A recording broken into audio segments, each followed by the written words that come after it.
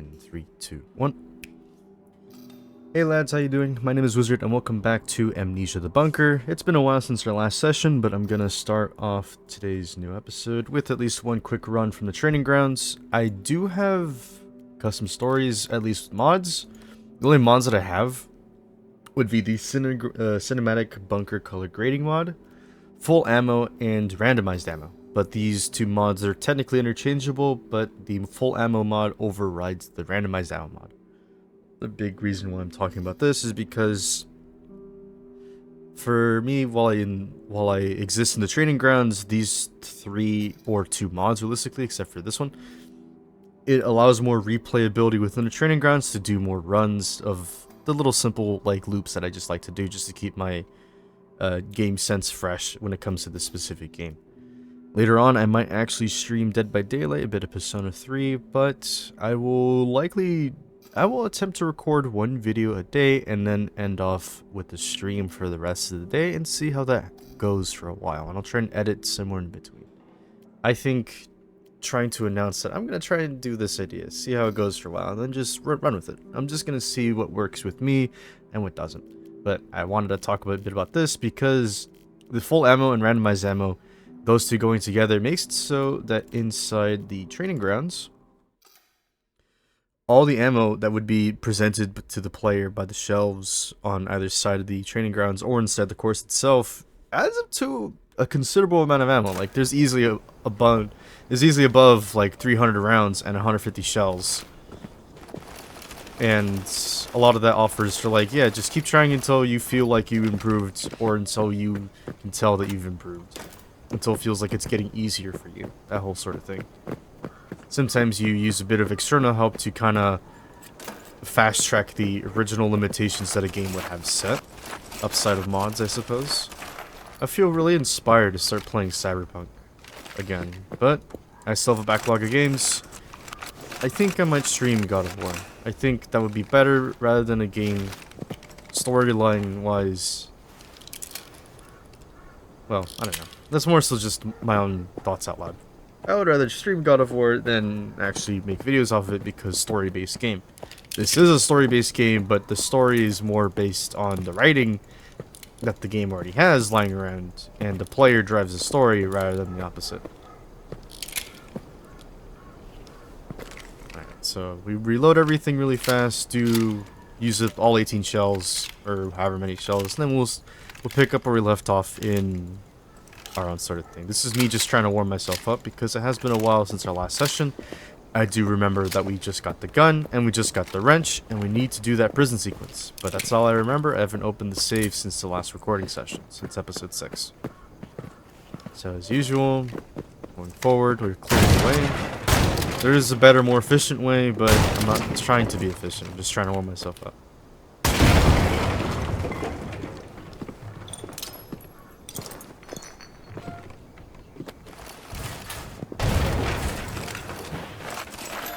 Matters more is that as long as it gets into my inventory, because in most high pressure situations, it's either you get it into inventory or you run and die, or whichever iteration of those two things happen. I'm just trying to be realistic, but also trying to be mean at the same time. Oh, grenade out. Get rid of that area, because I don't think it's really worth to burn a shell on a table rather than a door, but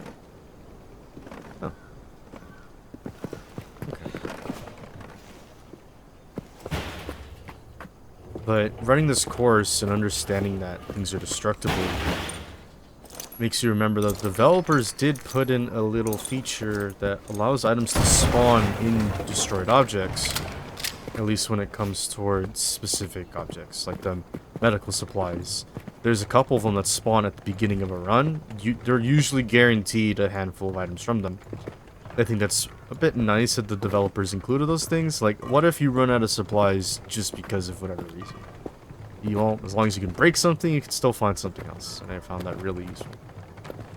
Talking while I'm clearing out this whole thing because no matter how I spin it, still gotta clear out this entire stuff because the physics are physicking, and it's just trying to talk to pass the time. Time to decorate the time with however I see fit. Roll the barrel. And there you go.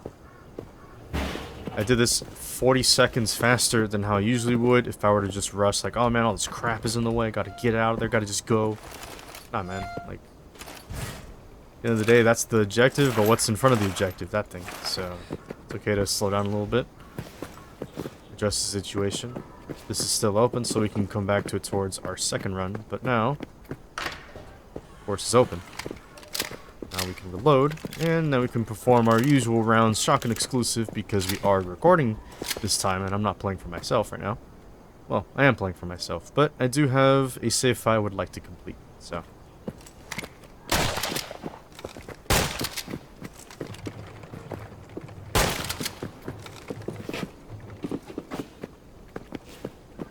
Okay.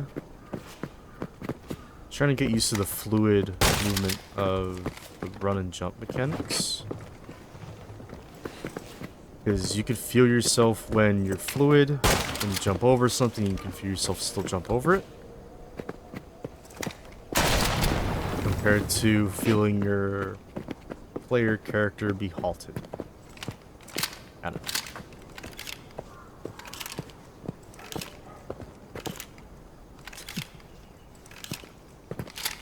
Cool. 7 rounds, let's try it again. What? Click that in time. Okay. No big deal.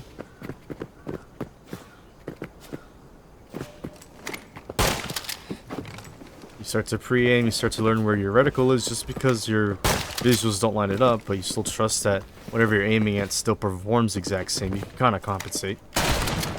Still achieve the same thing. In still the same amount of time.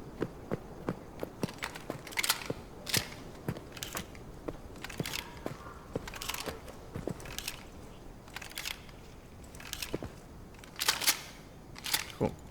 So within our save, we still need to do that prison section. And we now have, what, 4 bullets? So we have enough power likely for 2 to 4 minutes, maybe a bit more. We could still get the bolt cutters after that. Well, I missed, but I still shot it, so I'm just gonna do better next time.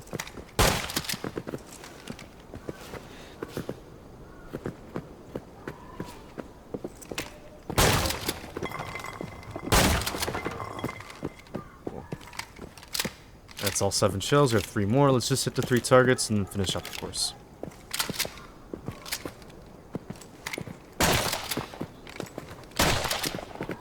Like, it's attempting to take the dedication and admiration that a speedrunner has for a game, and attempting to apply that level of dedication to other areas of my life, because it's using that same basic concept of, okay, I did this and this happened, what can change to get this outcome, or that outcome? What can I do to achieve this? Given to what I'm available, or what is available to me. It's a whole lot of that type of thinking, and you just apply that level of thinking to a lot of different areas of your life, and then you just run with it. Speedrunner, you know? Like, you can only work it out in theory until you do it in practice.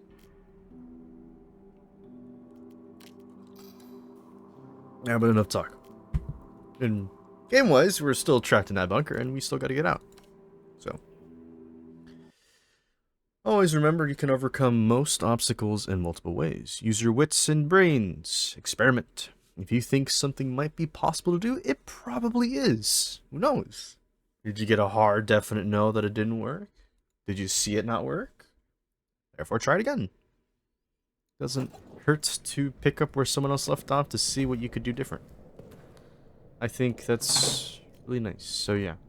We have 3 fuel bottles, enough for... Okay, we have technically 4 saves under our belts. We have the shotgun, likely with 1 shell or no shell at all. Let's double check our ammo. We are still injured with about 1/3 of health.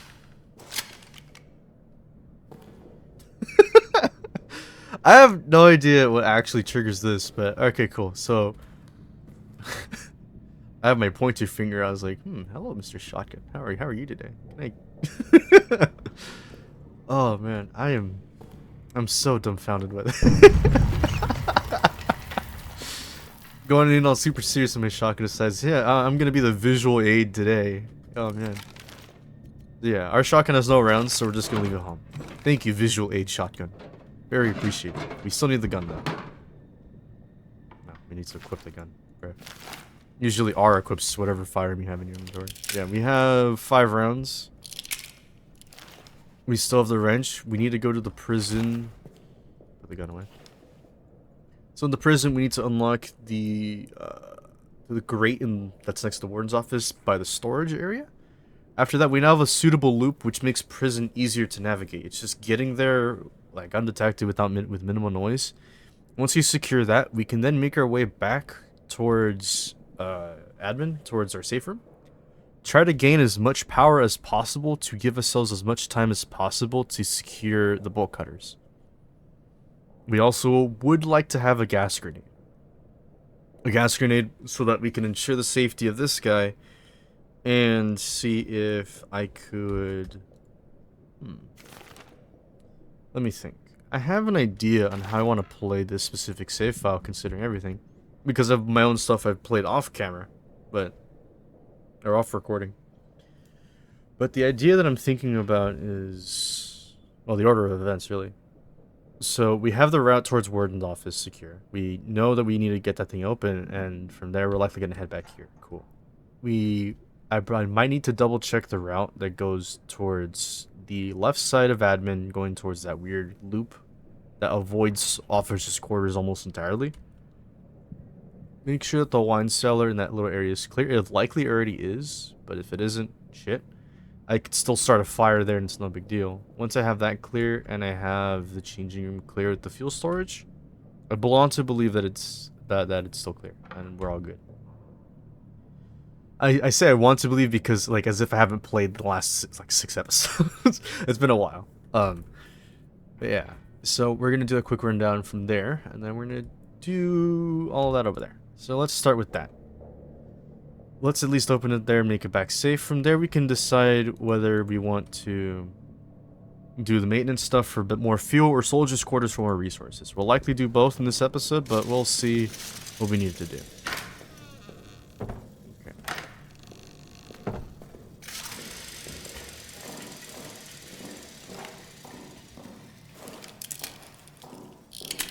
Cool. Hello, French flag.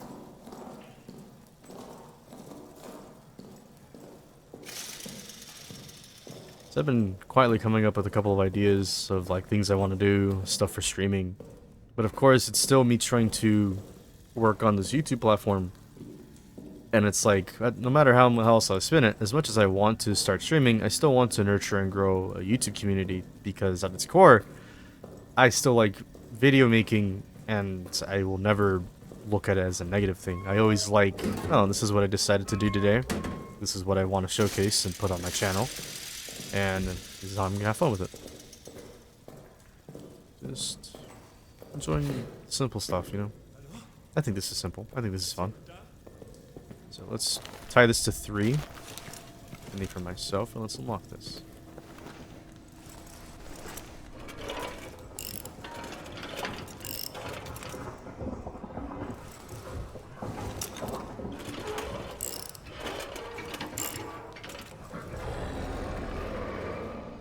And now he's by the prison area, and now he's screaming. Now I have access into this area, which gives us potentially a lot or no resources at all. Likely the latter. So yeah. In other playthroughs, I've had a lot of resources in this room. Usually in the shelves or by the table underneath it. There's actually a locker spawn here, and I didn't know that until another playthrough. So we got spotted. I'm waiting for that on purpose.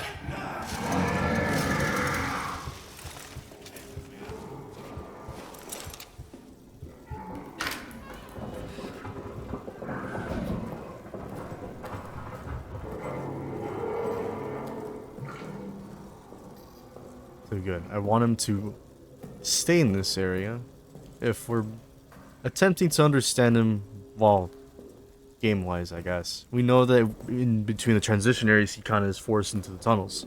That's not really a big secret. It's just a bit of intuition and game knowledge. It's like, well, okay, that's his limitation. That's fine. Okay. So what can I do about this? Let's go towards soldiers' quarters. Might as well take care of the extra grading shit now, before I go towards the pantry and unlock that thing. I don't need the bolt cutters to get into there for infinite fuel, but I did need to at least get one of the tools to progress, but I do need the bolt cutters if I'm gonna get past Arsenal. So, yeah. At a certain point, I like to try to burn all the corpses just to have more freedom of movement. And there's an achievement you can get where you can burn all the corpses called Roast Master. And like a single save, but it doesn't tell you how many you need, just that you gotta do it. It's like, oh, kind of sucks, but okay. Usually we get a pocket bag in here. Other times I've gotten ammo, other times I've gotten more fuel. Well, but you always get like, you know, a couple grenades or something. Very rarely I get the other pocket bag in that cafeteria. And look at that, because we did this, we have more space. And there's nothing else in here. Is that a bad thing? No. Just means I got what I came here for.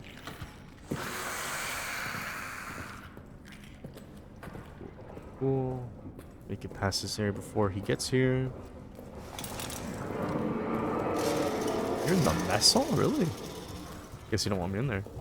The mess hall grading is extremely out of the way, but because it's out of the way, you never know what's actually in there. Not really a bad thing, but usually it has a high chance of actually having shotgun shells in there, as far as I know. Of course, I could be wrong, but I've seen them spawn there. So, wouldn't hurt to really just say that assumption. Okay, well. Now we're kind of waiting. Let me think. He's towards the hallway. The heartbeat's not fast enough, so he's not in the room. Likely rounding the corner by mess hall.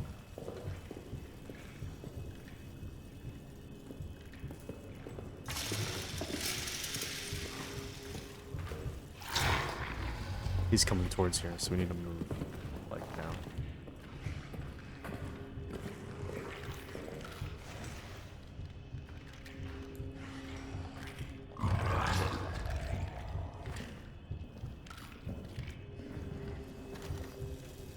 Might do, like, Hitman stuff as well. Hitman Freelancer is always fun.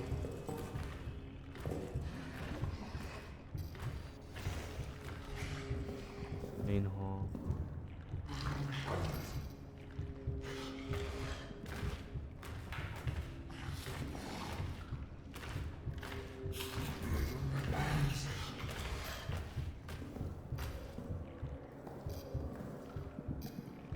He's like standing in the T section. Leave. Not much I can do about that.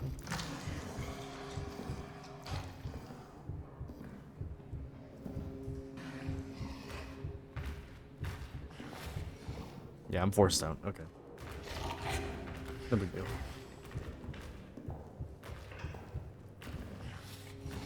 Just keep it calm, keep it careful.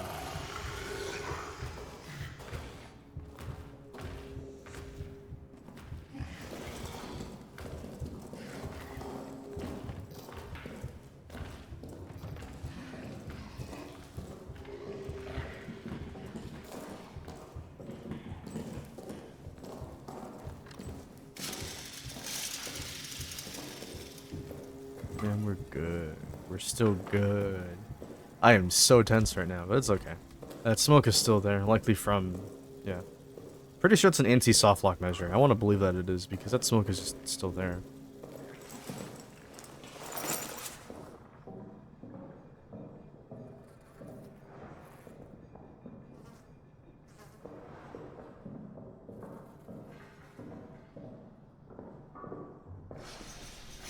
So once you gain access to the specialized tool or the bolt cutters, namely the specialized tool, because you can unlock this first, you then gain access to the infinite fuel, or at least the method to restore power infinitely.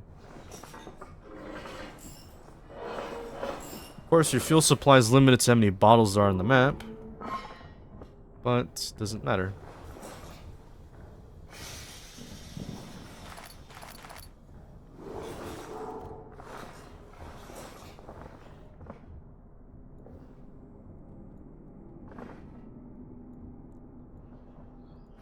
Bunch more paper. Very rarely there's a fuse or like other ammo stuff in here. Okay, cool.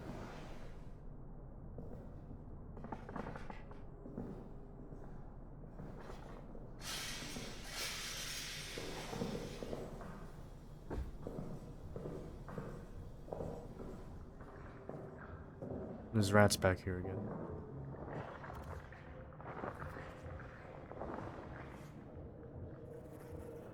So if we can make it past this without sustaining an injury, if we die here, it makes no difference really, but...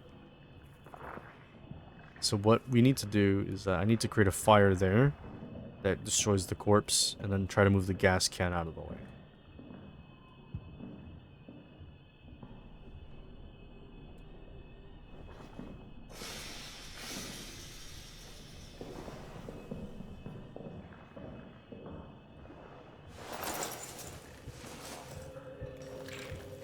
My mom's almost home.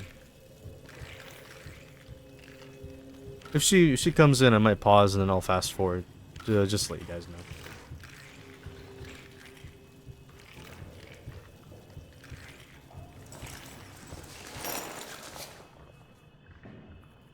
The issue is just this rat because their range is stupidly long. It's approaching back up.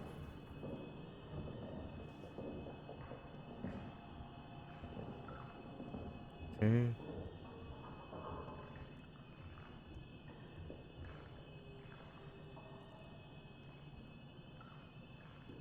Drinking lemonade. The sparkling ice type, I think, but yeah.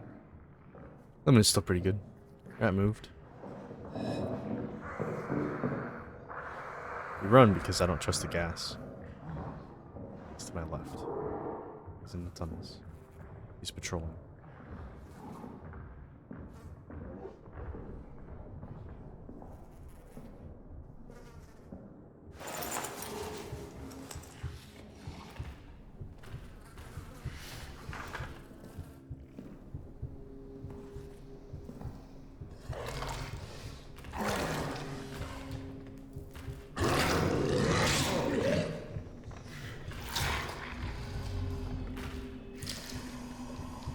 Trying to sense what direction he's facing to see what direction I should move.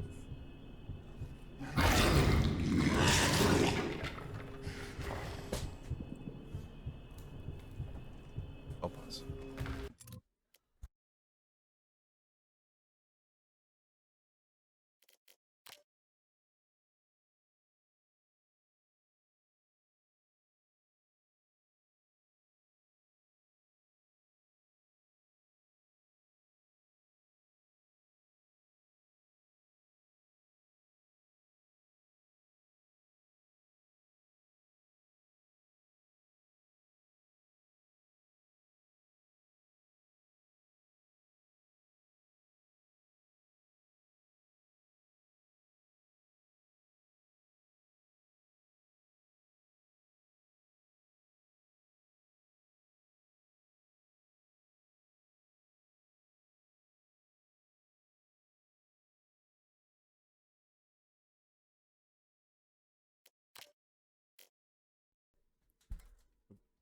Oh, I just hit my elbow. Okay. We're still waiting. I just paused for a little bit. It's all good. It's facing right. Facing right. Turned around, walking left. Rounding the corner. Should be in the hallway. C-section. He's inside the room now? Or at least he's looking in.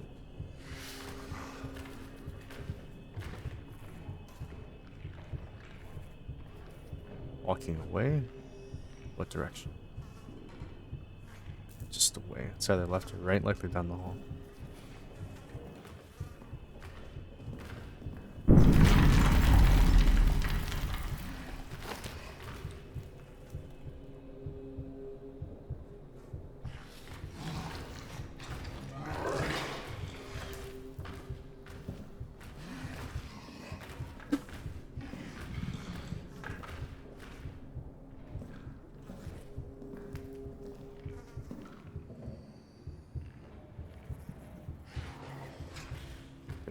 is. Let's peek back in before he spots us.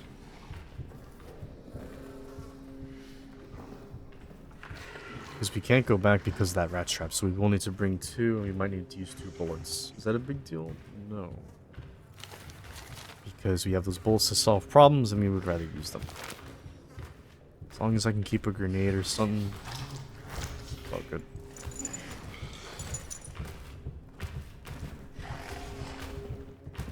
Okay. So that code was just 4 zeros because it reloaded a save that I already unlocked it.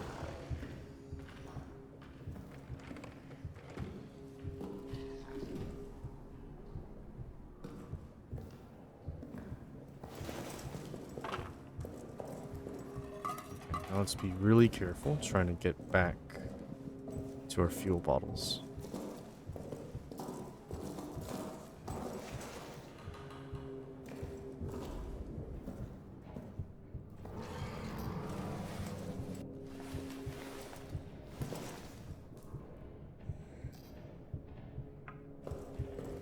Can't tell where he is. I think he's just further down. Yeah, he probably is.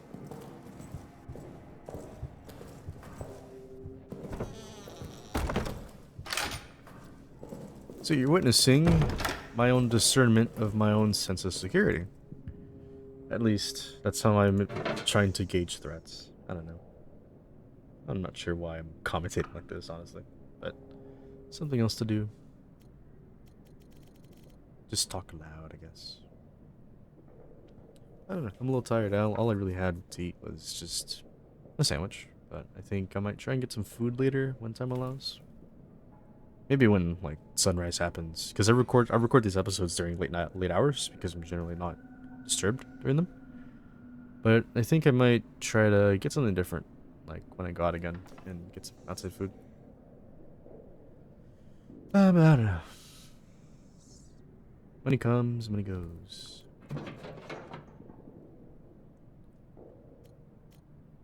Just thinking a bit about life. And how that usually is. Lost in my own thoughts or something like that. I don't know. Oh, back to this. Give myself something to focus on. Okay, so we need to cause 2 fires. We have 5 bullets, 2 explosives, 1 nitro. So we'll need these 2, minimum.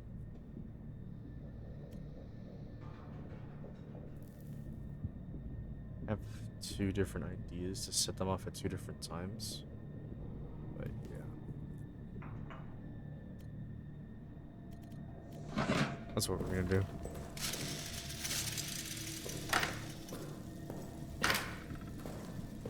I'm gonna try to burn the rat trap that's approximately here. That long straightaway, so we're trying to do that.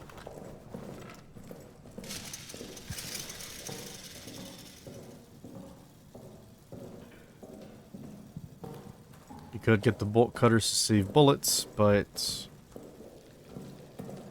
how much is a bullet worth to you?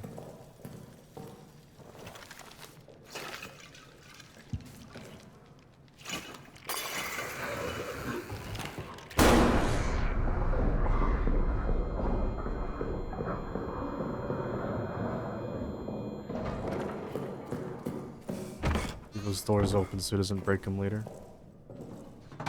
Yeah. Problem 1, taken care of. 4 answers left. Let's wait till he cools down. We'll try it again. I would say in a min-max run, you're kind of free to decide what you can and can't do. Because if it's min-max, you gotta think min-max. You gotta minimize your actions, or what they can do, to maximize what you can do, or what it is you need to do. Facing such an extreme scenario where most generator fuel items are little and all your resources are little, but think big enough, think creatively enough, out of the box enough, both simple, complicated. If it achieves something, if it leads to something else, you can do anything you need to. Do anything you want. And you can even escape this place without really hurting anyone. I have an idea on how to do that.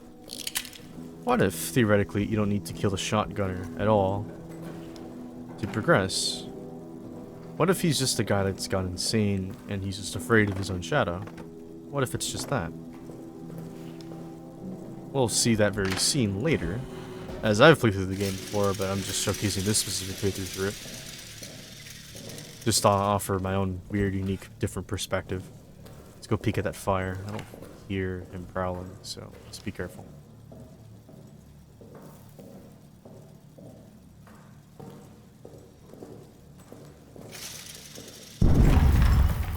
Oh, bless you, bunker. The fire's gone, and now the corpse is burnt, and now this is free to go through. The rats won't come back.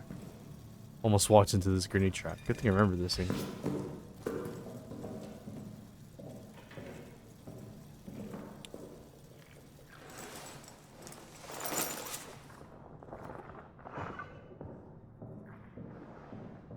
So we're going to carefully reapply this fire.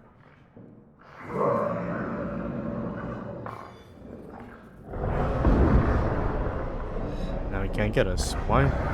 Because there's a fire there.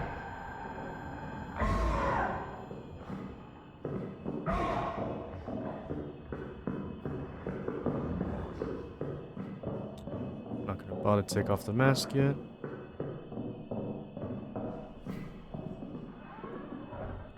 We're safe. Able to put aside those feelings of fear to achieve something scary but necessary. Yeah, the game does what it says on the tin. It is a horror game. It does what it says. Like, shit, I was really scary to know that, oh man, making a bit too much noise, but knowing that I have to do this and knowing that I have to run. Well, might as well be composed about it. High stress and all.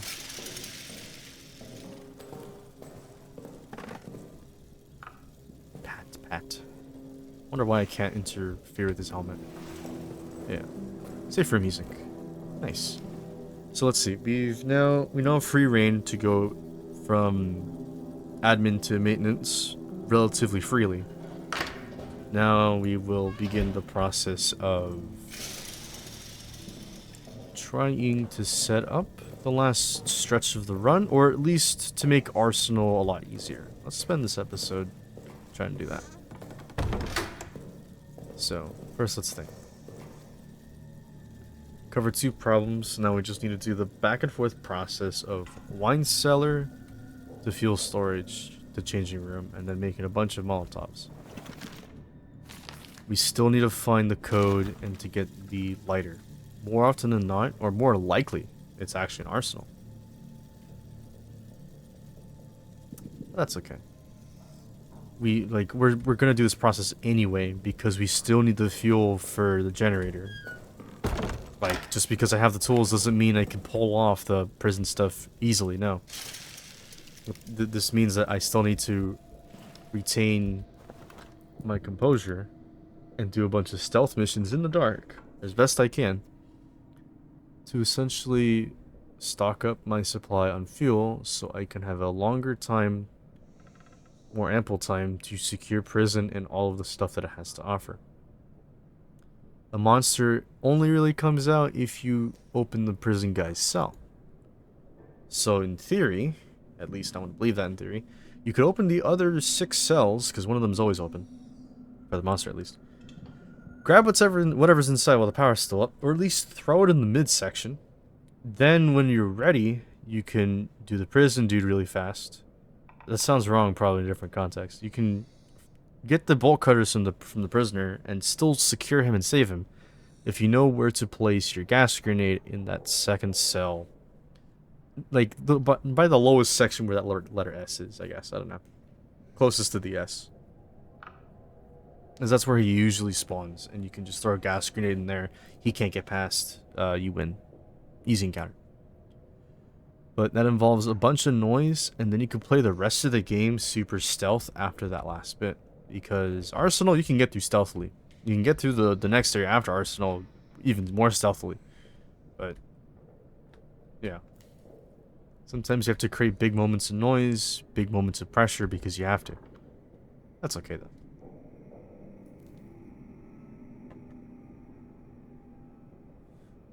Alright. Now we're going to see what we can do next.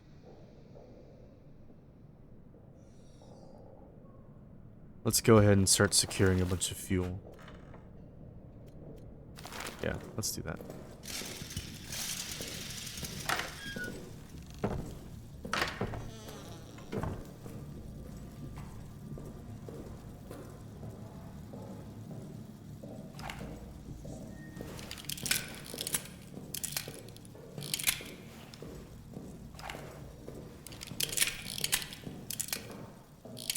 Like jingling keys to make sure there's like something happening. Oh, I almost walked into that. Okay.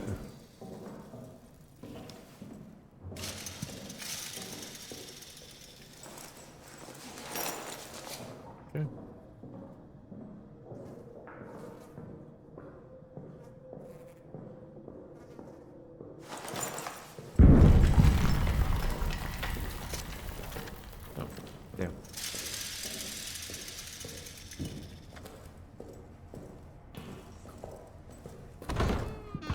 Back here again.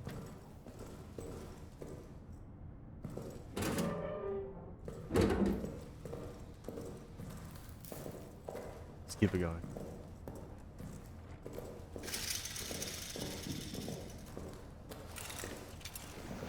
This is a perfectly suitable gas grenade we could take after we get that bolt cutter. But that's after, which is a mild issue.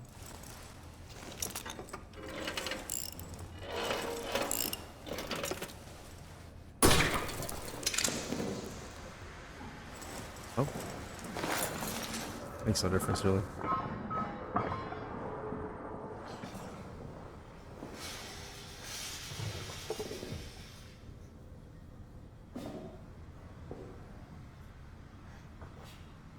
There's really nothing in this room. Explosive barrel. Usually there's a bunch of loot. Sometimes it works.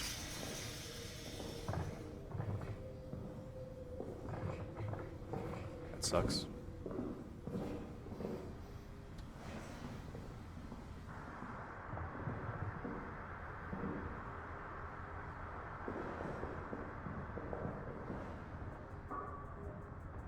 Now he's over there. That means I have to wait. Oh, okay.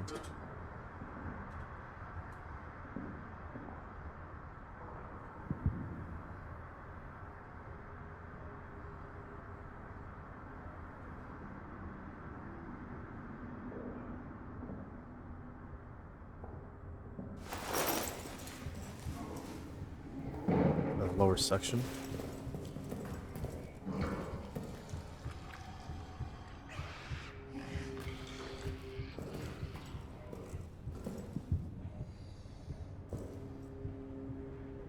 I think he's moving further away.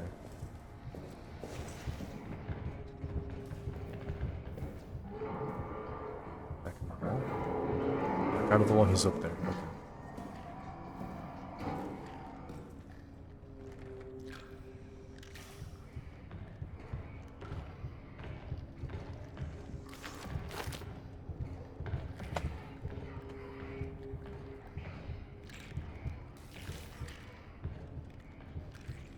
It's about over there, just by the wall above the stairs. Went down, now he's right there. Will he go in the wall? He won't.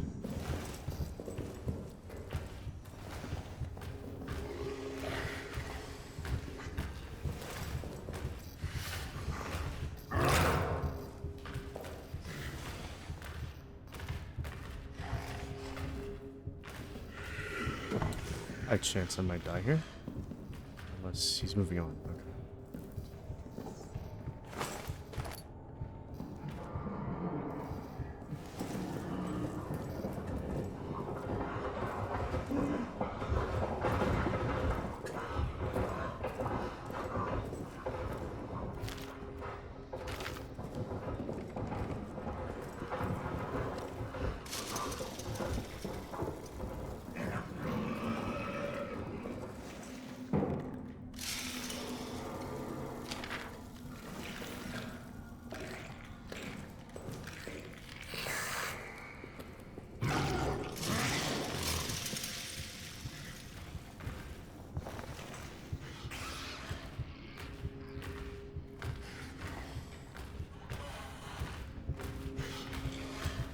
me.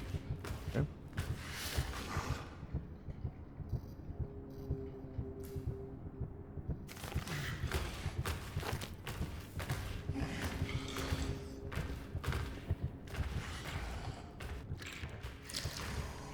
I need down here.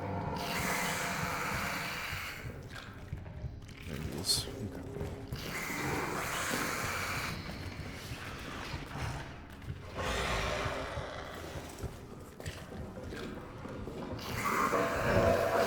Trigger him towards here, so now he's behind him.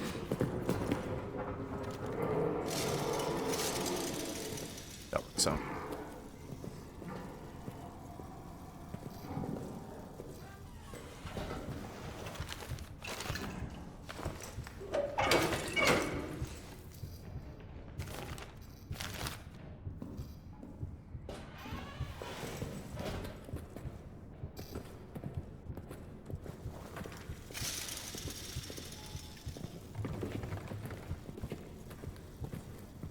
It's a lot of trust I'm putting in with that distance. Remember, there's a grenade there.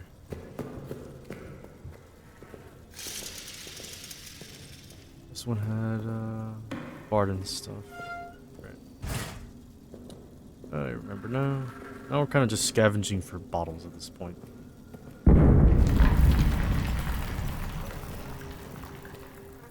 Poor guy.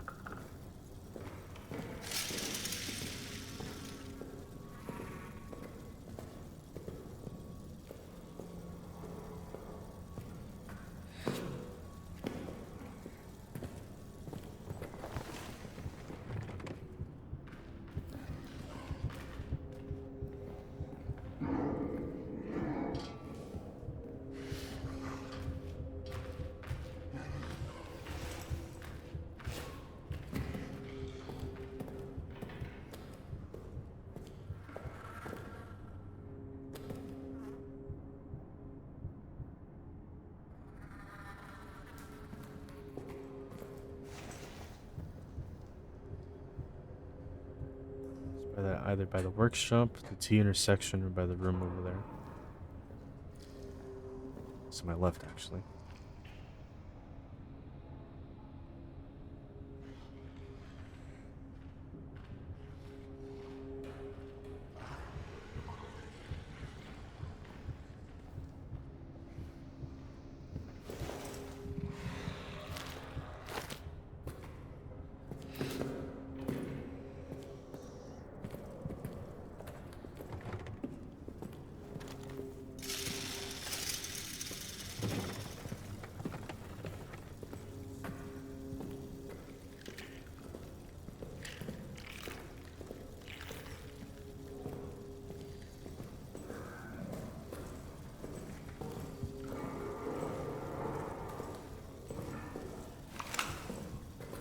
One.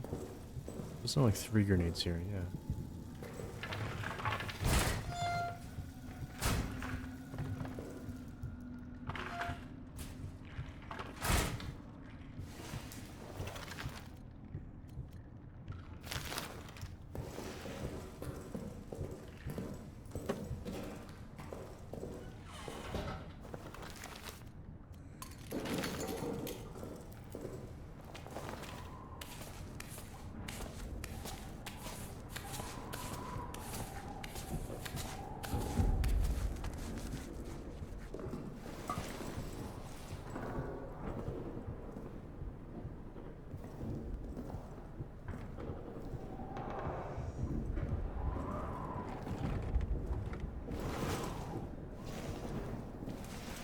See another bottle in there, so they want to linger around there. Otherwise, I risk, Jesus, getting my head shot off.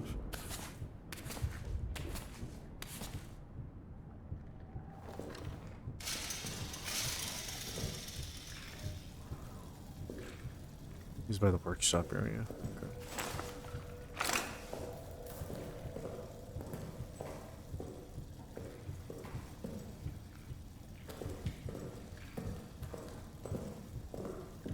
I want to move the grenades into a better location.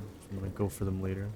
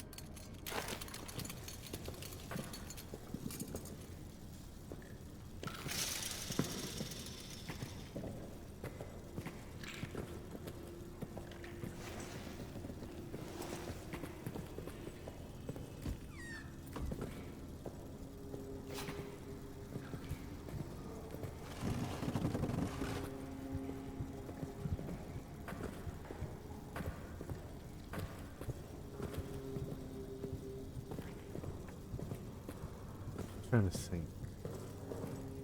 What other spawns do I remember that I could look at?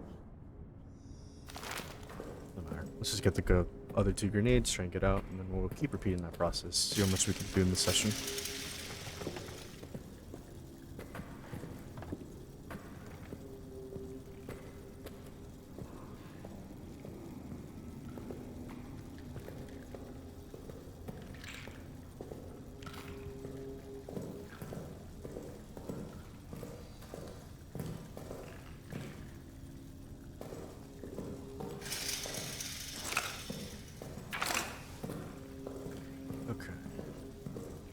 Still have a brick in here. I don't really think we need it anymore.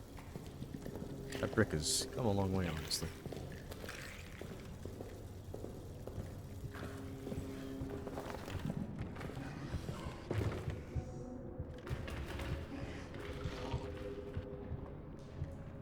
Went back down.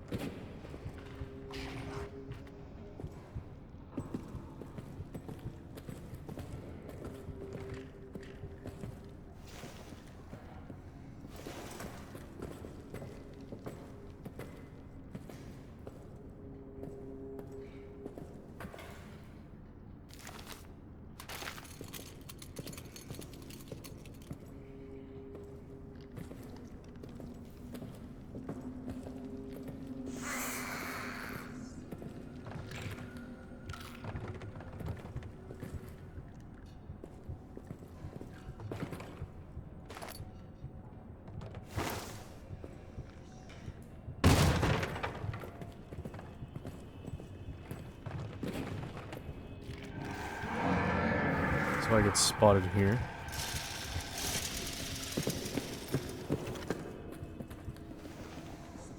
Shit.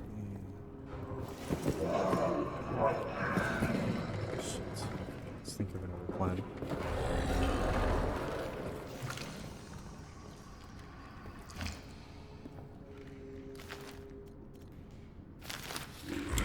I might have to expend a bullet to get around him, and I want to avoid that.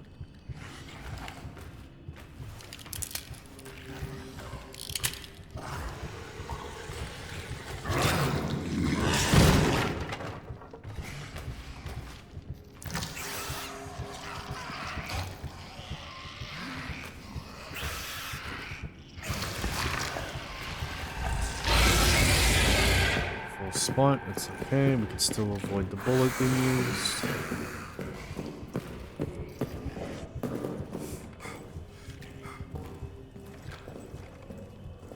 I can believe that we ran all the way.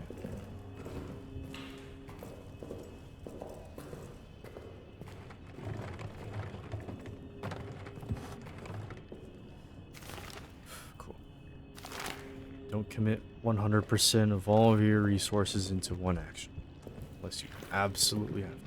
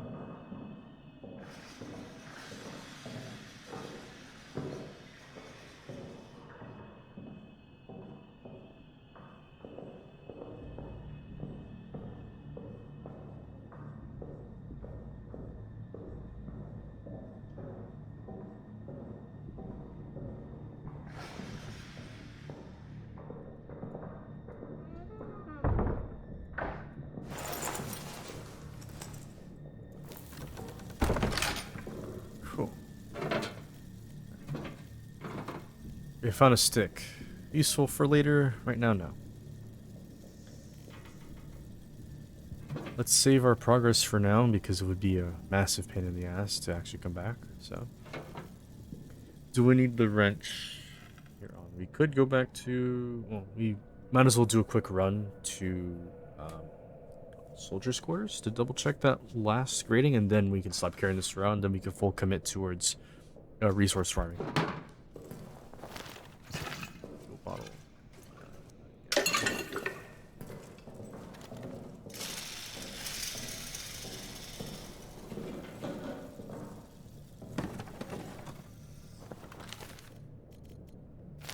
I like to store excess Molotovs in this wheelbarrow, just so I know that I always have it. It's just a me thing, honestly.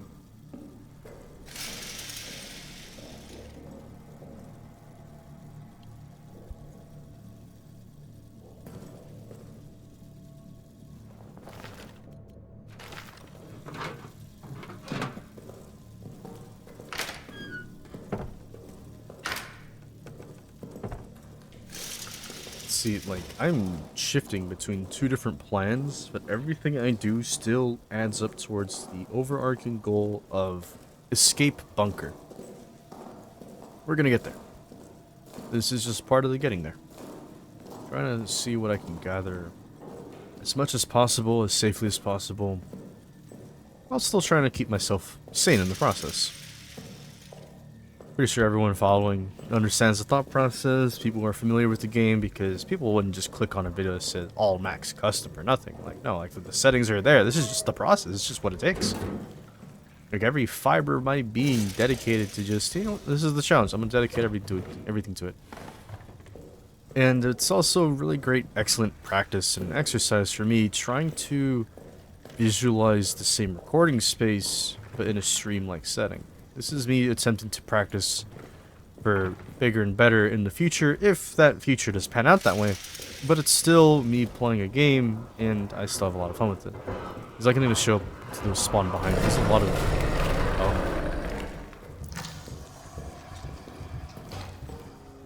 Still not spotted.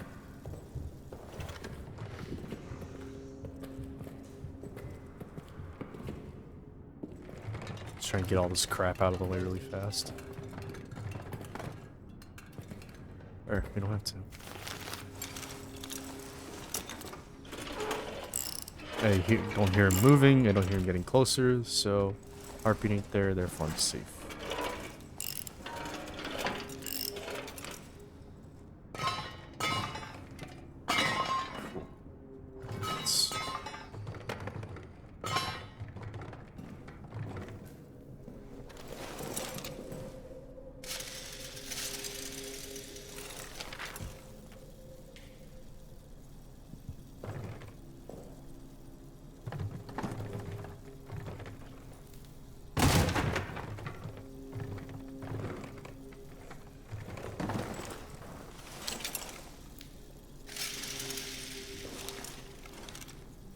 Oh, that sucks. Yep, so we got this pretty picture.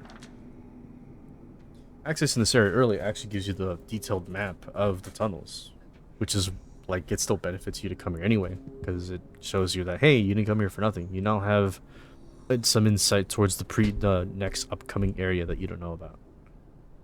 It's like, cool. Tells you everything you need to know about that next segment. And it's pretty goddamn stupid.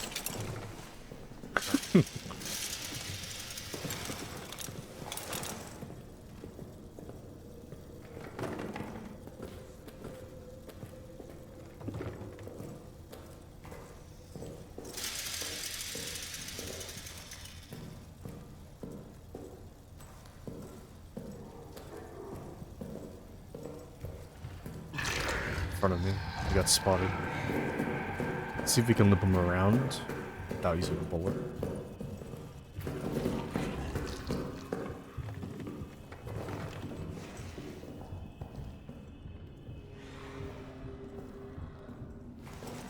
Some tunnels. There'll be somewhere else.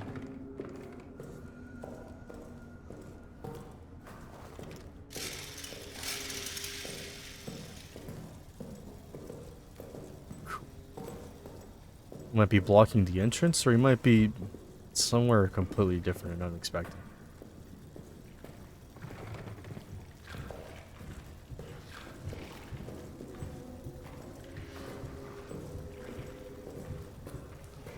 He's behind me, and we made it out. Did we gain anything useful? Bottom line, yes. We have a map of the next area. I have some sense of how it is in my head, but it's always nice to have a refresher. Point of reference, you know.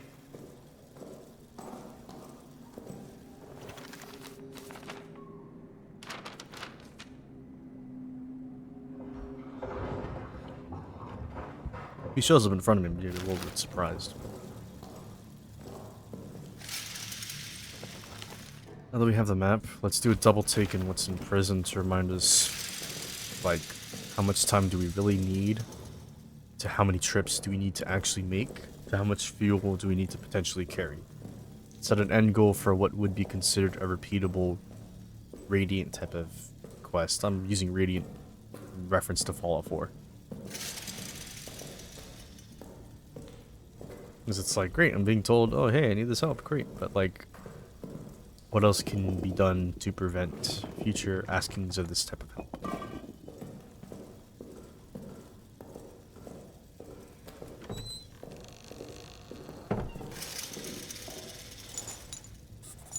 Rainbow shares code, but we don't really need it because we already have it.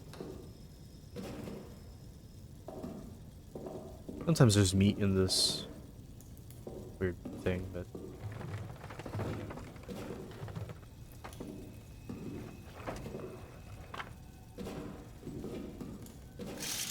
blocking the entrances does buy you time. I also hope that throwing a grenade in them does the same thing, but it doesn't. Chest left. Pocket bag right. Gas left. Nothing. Medic and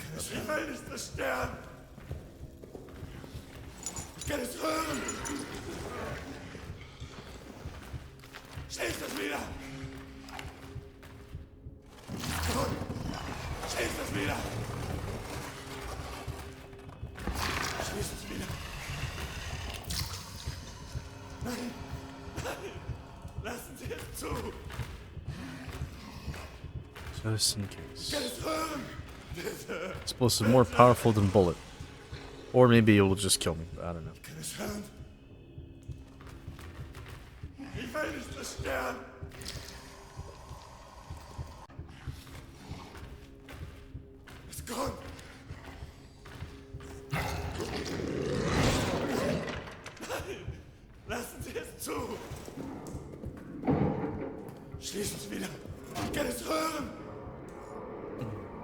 Okay, he's back in the walls. He's still walking around. Okay.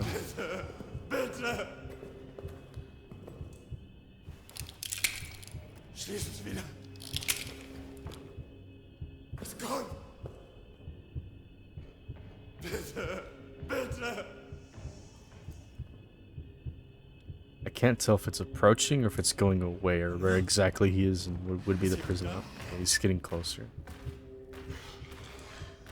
Sometimes the best thing you do is wait for something to change, see what else it's gonna do next, and act accordingly. Sicher hier, in meinem Käfig.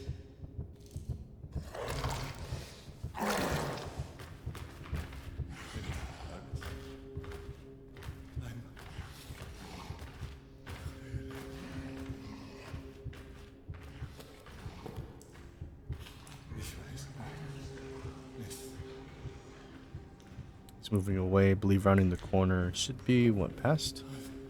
Over there? Yeah.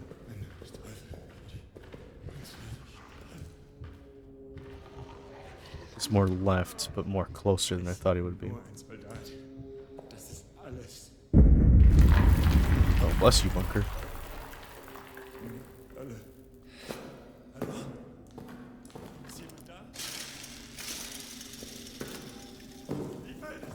Oh, luckily that box did have meat, so I'll take it because it's a rat distraction. Useful for arsenal later.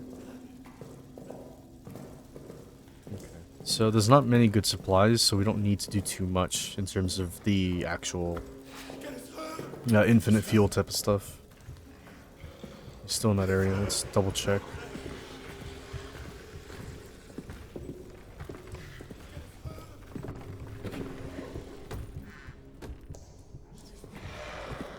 On the walls.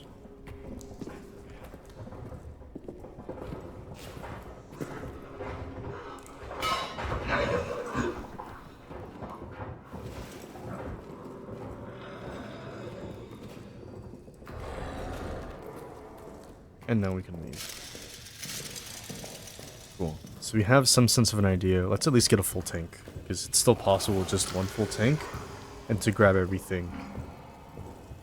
As long as we get those bolt cutters and as long as we can keep them alive, then cool. And then we can figure out a way to stealth around the shotgunner late in the game. As if you're likely watching my type of videos, this likely isn't the first time that you've seen this type of game before, but that's okay. This my type of content is not for, like, people that... Maybe it is, I don't know, maybe like you want some insight, you just want some cool collective experience on just this game and whatever the hell I'm doing. Maybe there's the interest in that, and maybe who am I to deny that, honestly? I think that's fine. I think that's fine. Bleh. I don't know. I've been craving like a hamburger for a while, and like I haven't had one, so. But maybe I'll get one. Maybe like after this recording session, I'll go drive to get some. Check out the box. Surely still is open, right? Okay, so what do we need to do?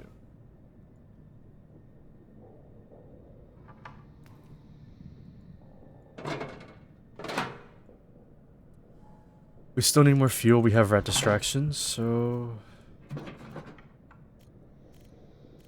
let's keep the rags here, at least in our workbench. Because we might as well simplify things and assemble them into one spot.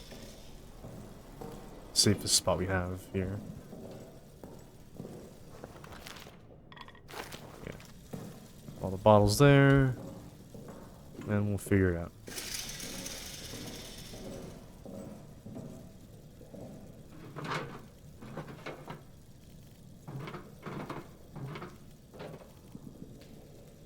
We don't need you. Not right now. Cool.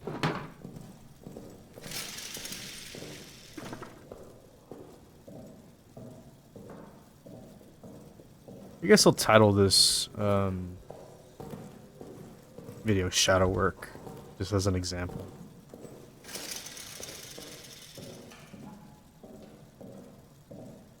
Like the idea of keeping your plan to yourself.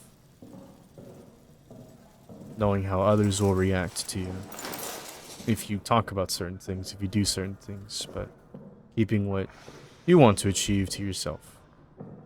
This is what I want to achieve. I want to finish this save file. I want to complete the bunker. I want to make another video on it. Putting all of what I learned essentially into practice. Yeah. Still gotta find a letter. Pretty confident it's in Arsenal. I have an idea where it is. I've yet to find the code, but let's just get a bunch of fuel first. And worry about setting fires later.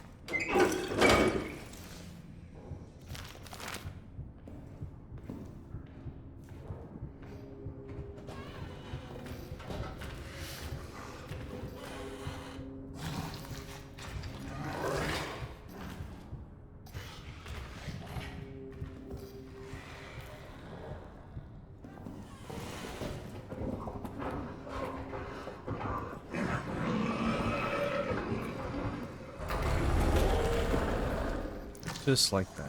Real easy.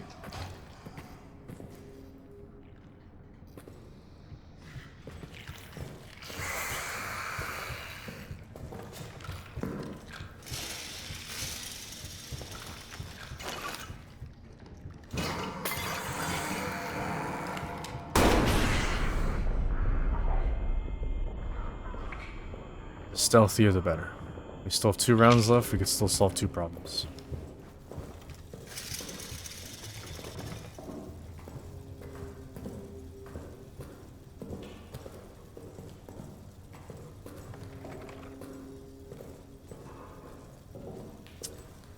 I believe this game is super important to play because it teaches you what is something worth to you, and it teaches you excellently an object is worth enough to you if you can use it to satisfy a specific purpose, or if the purpose it needs allows for other things to happen.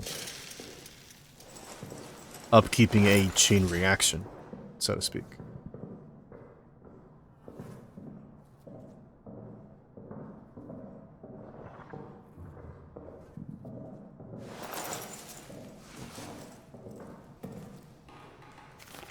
We may be 1 fuel bottle short, but we've solved and created more, like, a lot of ease of access towards stealth. Because there's still a dog tag by that corpse. It could be the actual corpse's dog tag for the lighter. I don't know. You'll check that the next time we come back over there, but we have more. Let's save and keep the other ones, because we have a lot of bottles to work with. And I think doing this in 1 session is far easier than splitting this up over a longer session. I don't see the point in that, so yeah. Let's keep it going. Okay.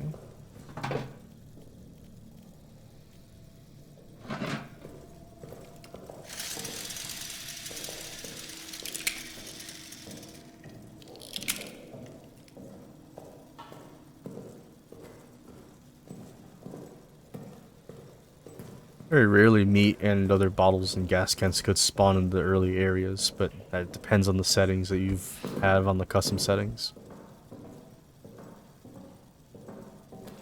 Okay.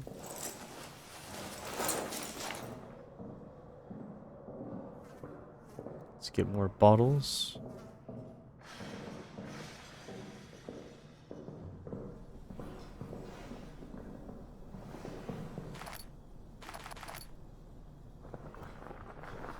And now you can see why the weight of your inventory size dictates difficulty as well. Because the less space you have, that equates to more trips, which equates to a bit more slower gameplay of you just going back and forth, back and forth. And I believe leaving that unchanged, or rather changing it, dictates the difficulty dynamically. Like, I do want to do a run where I have 3 slots to straight up min-maxed to hell. Let's stream that. And you use what I wrote down in my memory to attempt to achieve that type of run, but it is also such an extreme thing that I would also rather just play the game and not stress myself out over a self-imposed challenge and take the fun out of what was supposed to be a dumb idea, a dumb challenge.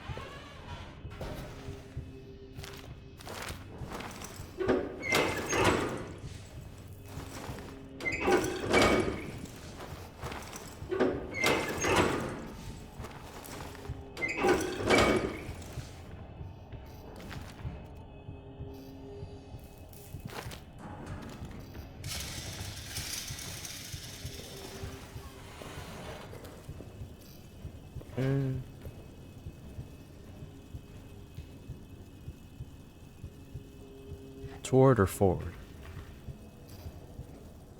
Sounds like it's moving away. Like waiting for him to see him past that area where the grading is, and he kinda is, but I can't tell.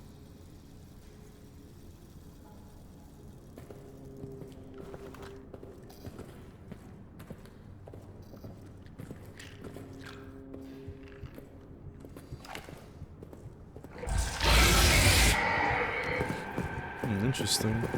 Don't need to shoot. Instead, throw him off track. Cool. See, he stopped moving because he tried to predict me as I'm predicting him. Really smart of him, except I'm able to keep my cool. Something that... And I walked into a fucking pole door. You can't unpredict a man that doesn't know his own thoughts. Or some other goofy iteration of that. Or someone that just knows how to play the game. Something like that.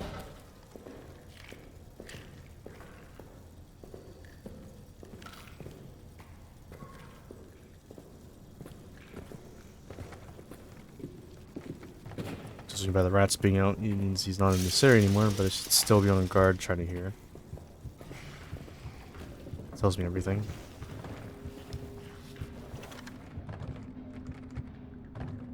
This thing's floating, but this is broken. Okay.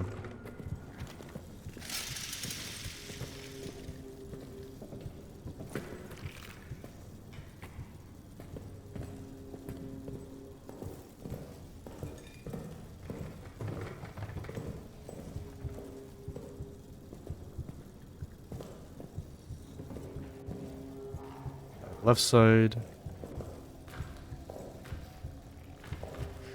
By the little cubby room.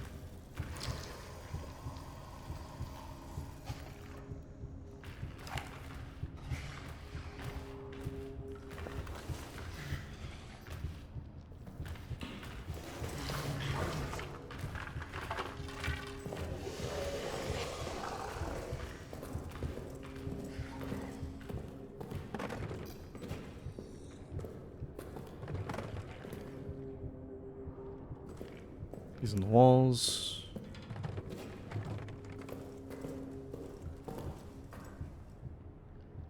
Still walking around. I went down below. Okay.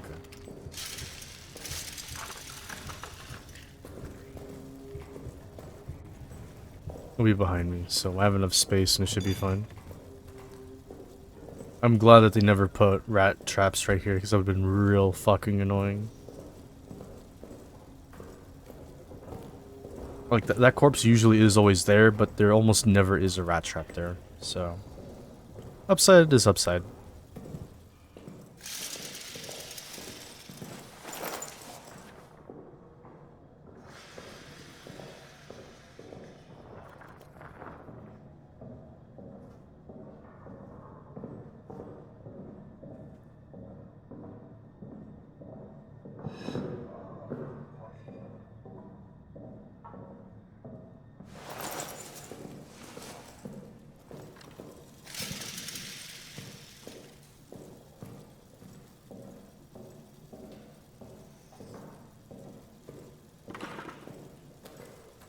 Cool. Another molly, and pretty good.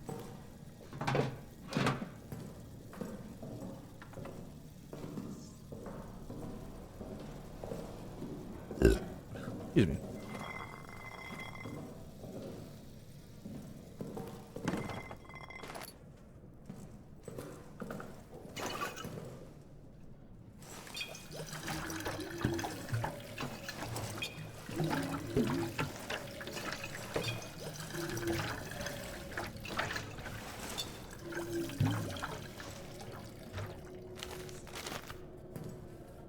So 5 fuel items refills the generator to full, but the amount of fuel per item is dictated by that different setting in the custom menu. So you have 2 mollies, 3 mollies. Well, you might as well stay because this is a full tank. So I'm thinking, we will do more of that farming stuff in between other things, but we might as well try our hands at getting the bolt cutters from the prison. Because, like, well, we do have stuff we could use. And have a handful of ideas on how I want to do that. I still need to save a grenade for the end of the game, though. So we have 2 rounds. We only really need one grenade just to deter him, but we shouldn't need to if I played smart. But let's try this out. Alright, let's save here. Start on the generator, run over to the prison, and then try to secure everything inside the walls, and then what we need.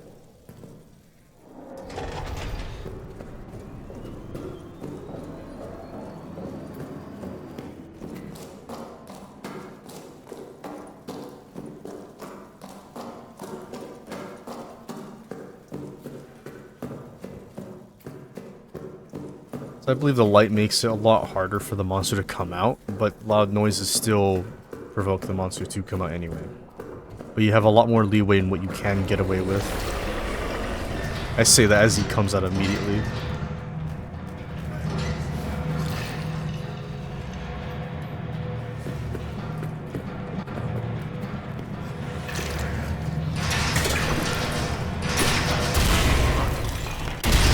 That actually killed me, what the fuck? Damn! we both took each other out. Ain't no way. I completely well, it's not that I forgot, it's just I didn't know that I could reach you for that far. What the fuck? That's okay. There's a good reason why I say before trying a reckless idea. But do we lose anything? No, it's still the same save. Oh my god. But I feel really good knowing that, like, okay, here's the time to be reckless. Let's be reckless now. Try a bunch of crazy ideas, see what sticks, and we're gonna run with it. I've already shown my process in the past couple of episodes, so this is not new. But let's try something different. We already achieved our mini plan, and I don't want to have to segment that into its own full episode. But I did want to showcase, like, the time and care behind a lot of the thought process.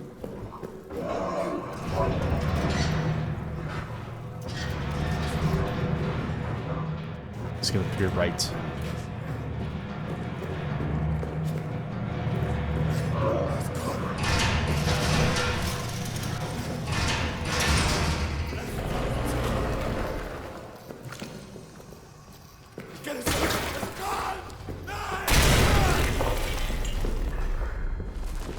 Oh, dead, are you?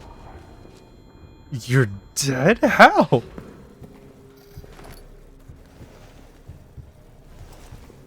Oh. I would rather save him than...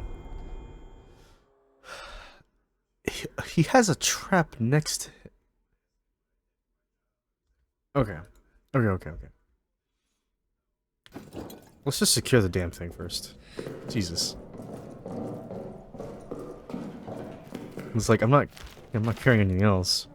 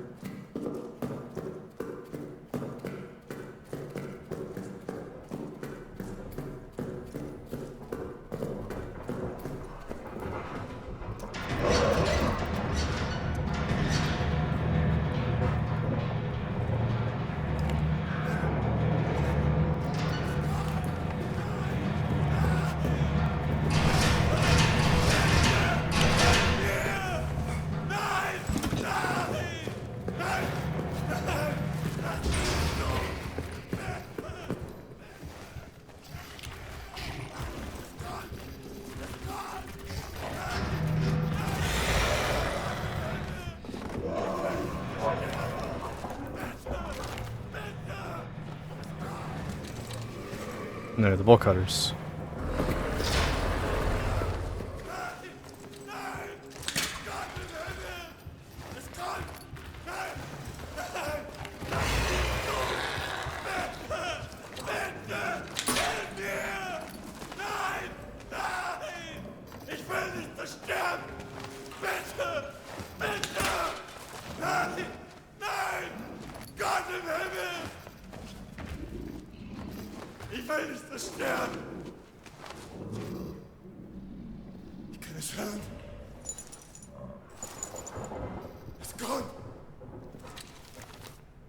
It's a lot of fucking grenades, but that's a lot of potential right there. Schließ wieder.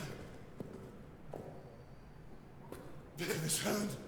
I'm not surprised, but... Ich kann es hören. Oh, you're free now. At least, maybe I'm gonna tell you about the Germans or something like that, I don't know. Schließ es wieder. But yeah, let's pick up everything and leave. Ich kann es hören. Schließ es wieder. Slow and steady, slow and steady. With the bolt cutters, we now have a lot of potential in what we can and can't do. So, this is good.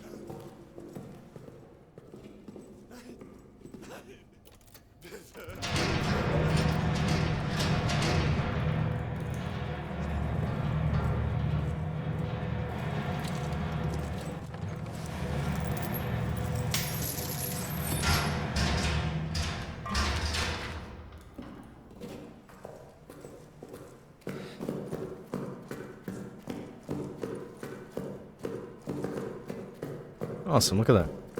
We now have the bolt cutters, and a bunch of fucking grenades. Most importantly, we have a med kit. So next time we get injured by a rat, which hopefully should not happen, we will do a lot better. But let's do the important things that we can... That's her flickering. Why? It's to my left. Okay. Let's make it careful. Let's be careful with this one. Better yet, let's go towards... Okay. Store the grenades here. We know where they are. We're gonna have to come back here at least once. Twice. Thrice.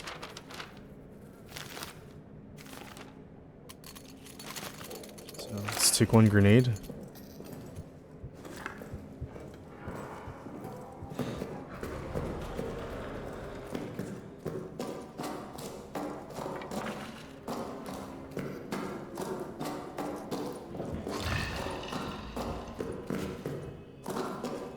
Remember, while I still have power, I might as well rush to Arsenal and unlock the rest of Arsenal while I still can.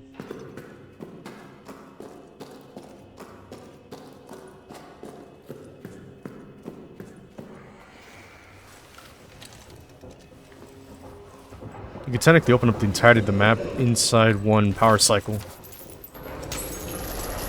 Min-max settings or not. You still have to remember that your time is scarce.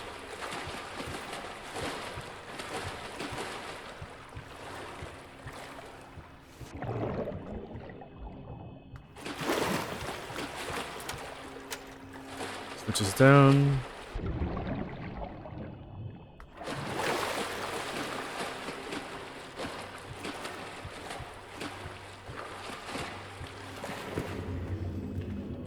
And the power's out. Fuck. Okay. Shit. Not fast enough. This is a big deal though, no. All we have to do is just restore the power one more time, and we pull this and we're essentially have access to the end of the game. But we are set up to what we need to do. So let's try to work with what we can while we're still here.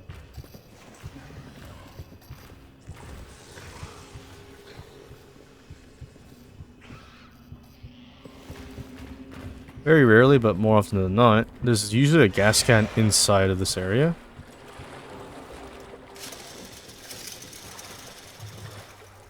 Because of that, it usually guarantees you, that tells you like, hey, you need fuel for this area. But the fuel is so that you can power the drain, so you can get rid of the blockage, so you can gain access to the tunnels. I've refrained from referring to the tunnels up until this point, but I wanted to wait till the game naturally introduces that to you before I do it myself.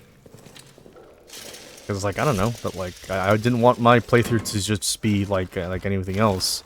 I wanted mine to be fun for me, but still, like, oh, what if someone new saw my videos because of the taglines I put in? Like, oh, what if someone who never played this game before decided, oh, all max custom? What the hell does that mean? Look at that. Now we have a gas grenade. We needed this earlier. What do we need it for? Oh, whatever it is. Let's head back.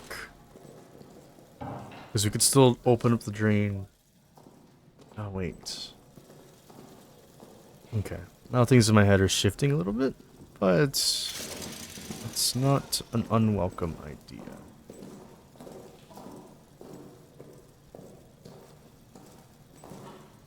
Because if you want to go anywhere, you can go anywhere there as long as you get there quietly, unnoticed.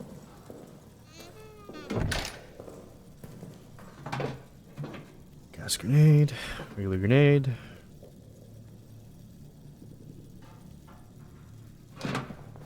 I'm not too injured to warrant the use of a med kit, but I don't want to get worse. So let's just leave the med kit behind, keep the bandage on us.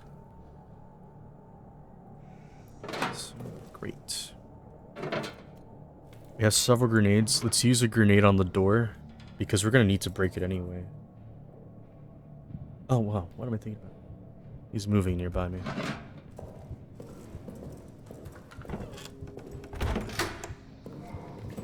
And he has a place into this area, so... Once you open the thing to tunnels, the safe room no longer is considered safe. Once you gain access to the cutters, because you can now shift the original rules of what this game would be with all the traps in the walls and stuff. But okay. Other Molotov. What do we need? We might need a lot more fire, and we don't have that. We will need at least 1 or 2 gas grenades to get the dynamite. But...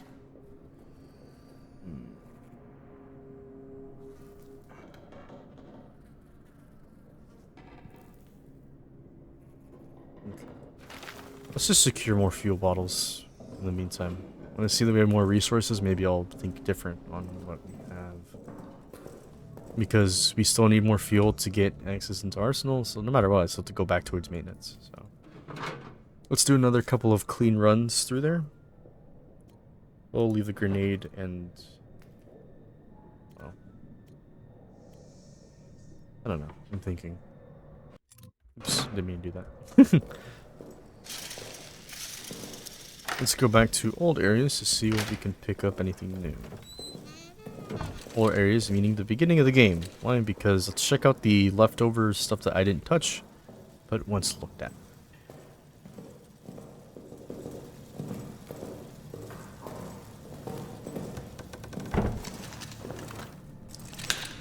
Click.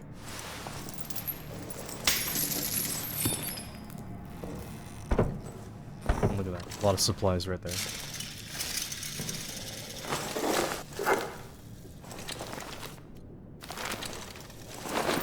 Might as well, since we have 2 of them.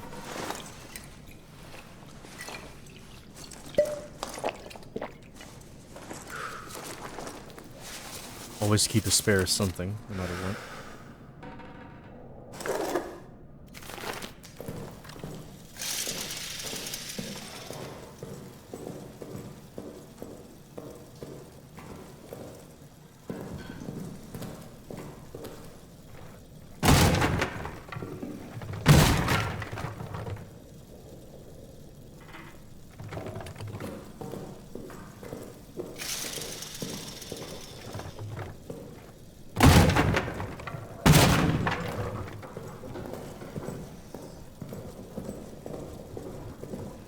Game knows you have to be pretty desperate to be back here.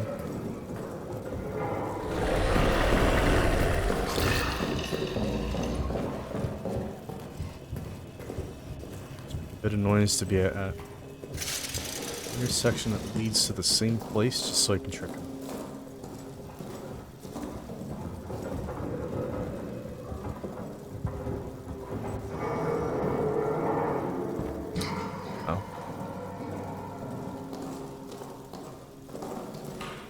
Leave this strategically here.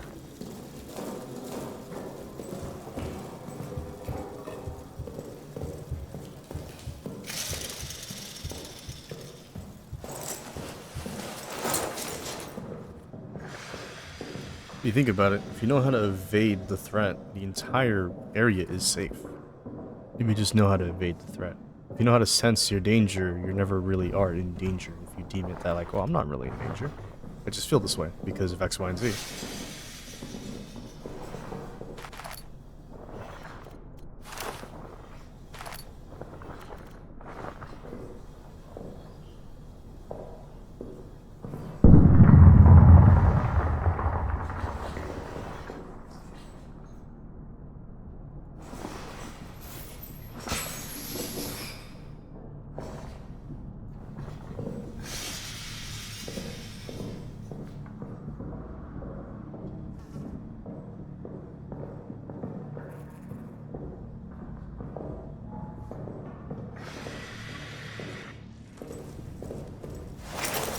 pretty good.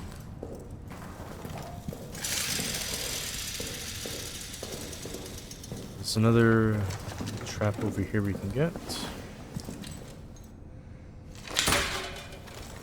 Another thing for a fire. We can actually use these things for other traps. It's actually excellent. Look at that, even better. Just hurry.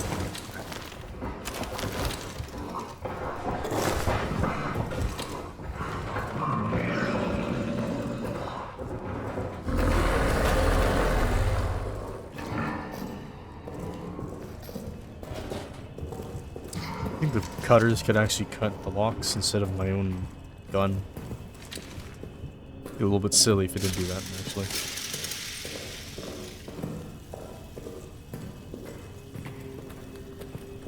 And we still have those grenades too, which is even better.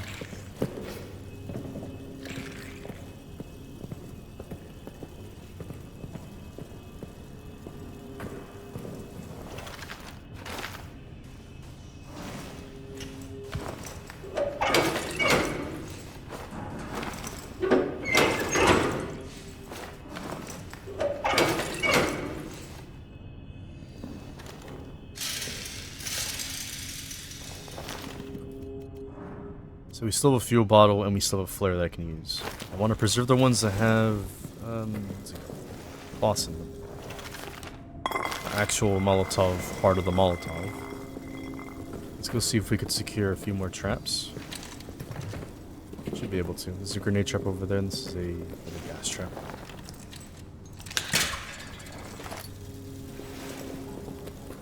I remember why I needed the gas trap, but we no longer need it since we did it without it. It just makes it easier if you have it, because you can use the gas as a deterrent for the monster. And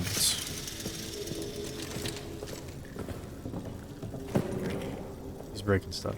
Cool.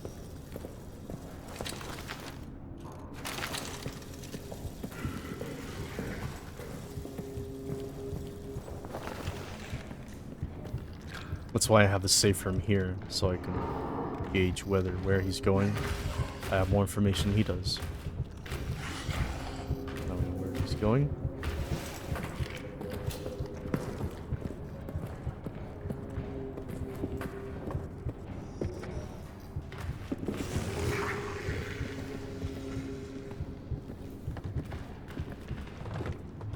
Around the corner.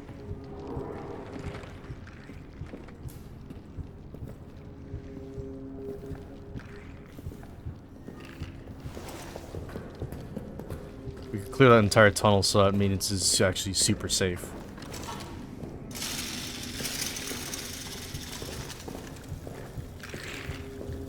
There's a brick in there too. He's to my right. Is he in the workshop? No, but he's across the way. Okay.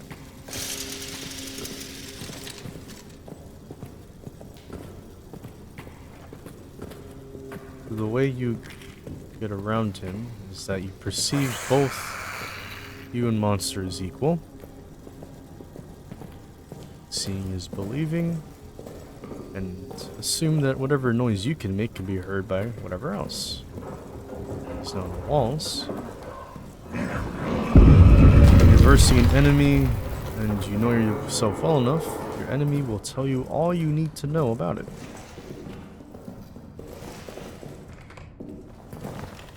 Yeah, see? And now I have a safe straightaway that's right here. He thinks it's locked. I know it's not.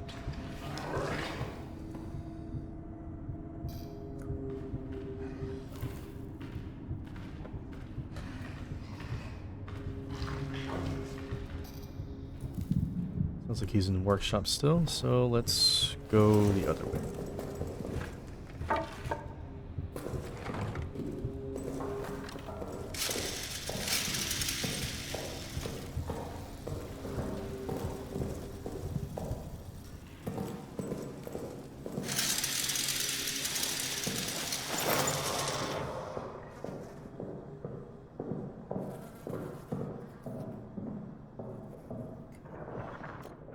Let's grab a few more bottles to minimize the trip, I guess.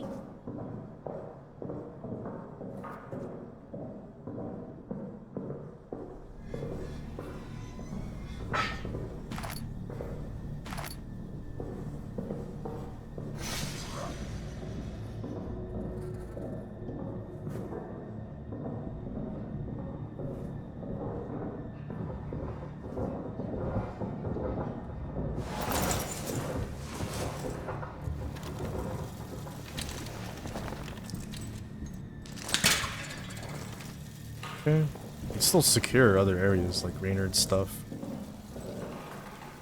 He's near. We shouldn't do that. I heard him growl through the walls.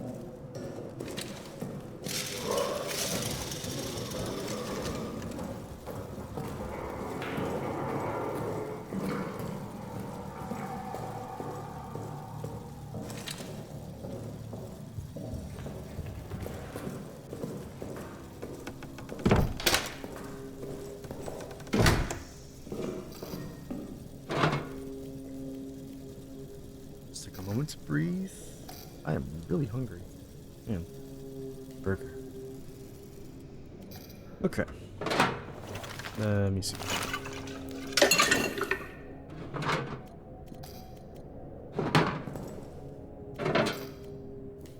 Always have a save in reserve. Fuel source. Still no shotgun shells, not till a specific point. That's okay. We have a lot of grenades now, so we might as well be okay with using them.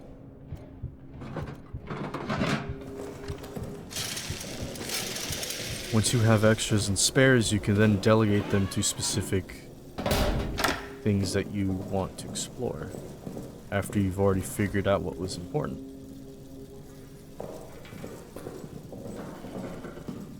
Let's open up more of officers' quarters, grab whatever's in there, secure more stuff. Try to use the traps into resources that we use.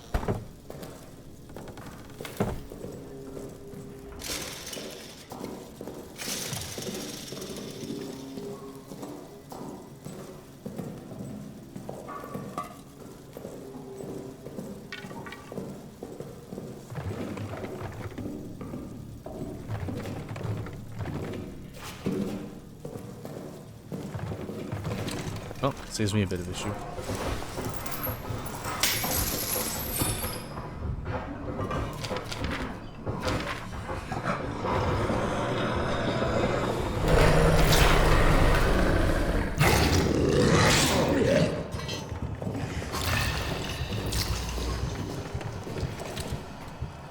We carefully navigated around them, and now we're clear.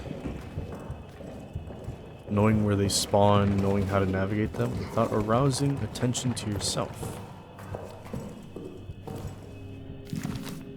In essence, this game could be used, or the skills you learn from this game can be used excellently to figure out how to play Survivor in Dead by Daylight. Just think about it. You're watching some guy go through this type of game because you don't have access to this game or for whatever reason. And I still want to teach something worthwhile. I'm teaching someone like, how do you survive against an enemy that doesn't want to understand you but wants to kill you on sight? Dead by Daylight is a similar environment to that. Learning what you learn here applied in Survivor, you can go pretty far as long as you understand how to read a situation, you understand what the core gameplay loop is, you understand everything like base game wise, and the variables, trends, metas, so a bunch of different things. You learn to analyze, you learn all these different unique things that aren't easy to understand first and foremost, because it is just a lot of information. Discerning that information is really something only a personal person can do. Personal person, that's funny. Like, cool, you gather and present. This is all the information I have up to this point. What do I need to do to find out what to do next? Find the map and arsenal. Let's repurpose the grenade we were saving for Raynard. That sounds really funny. Raynard's room to secure Arsenal's map. Because I know we can do that. You keep doing that. You're telling me that he's over there. It's okay. We could still put a hold on the fuel stuff because there's nothing stopping us from getting towards Arsenal with the bottles.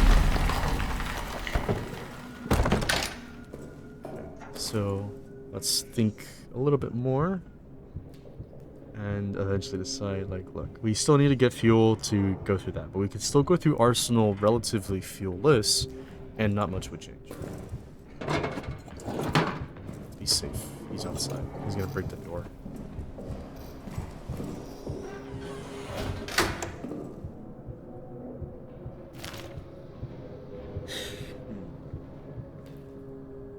Because sometimes you gotta think through something. It's like, great, I know how to get to Arsenal. I know what the layout is and how it's like, but it's just, do I have what I need based on what I know is usually common in Arsenal? Let's go back for at least one gas grenade, and let's leave a bottle behind.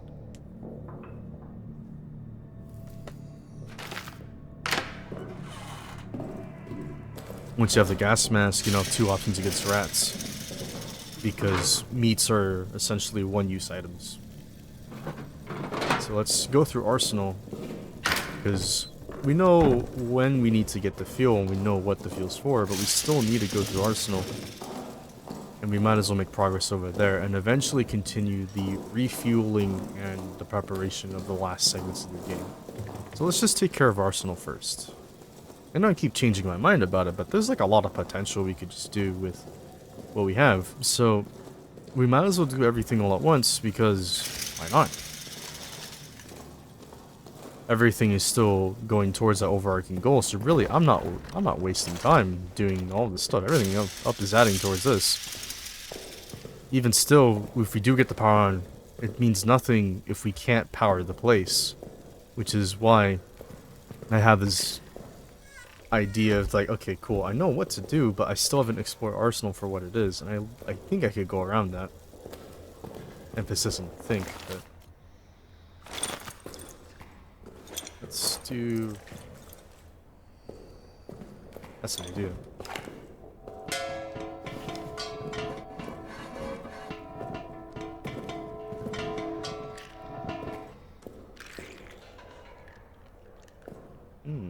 Even better.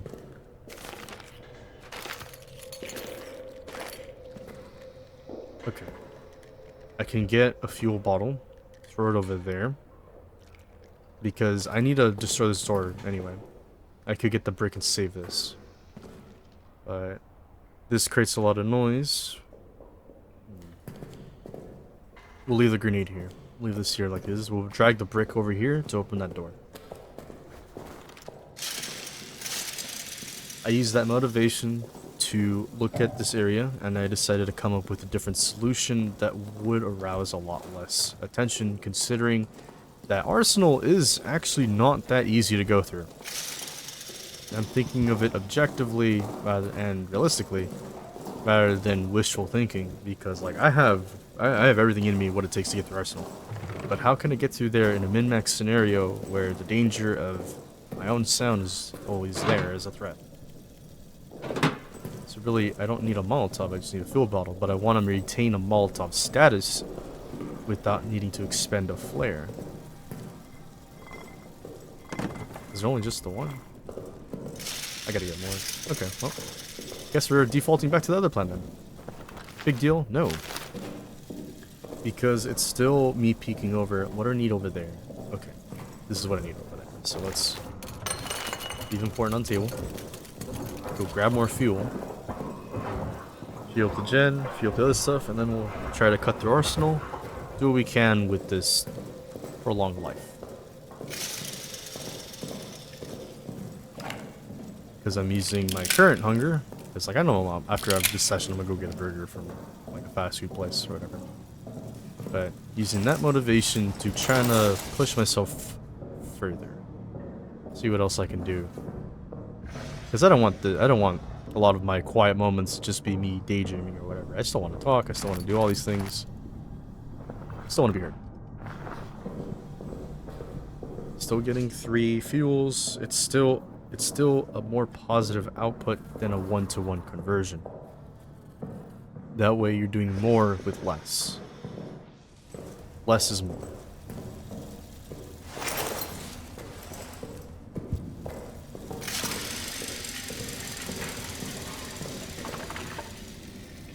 This is great. We have all this fire starters, but no fuel for the fire. Let's get fuel for the fire and dictate where those fires will go.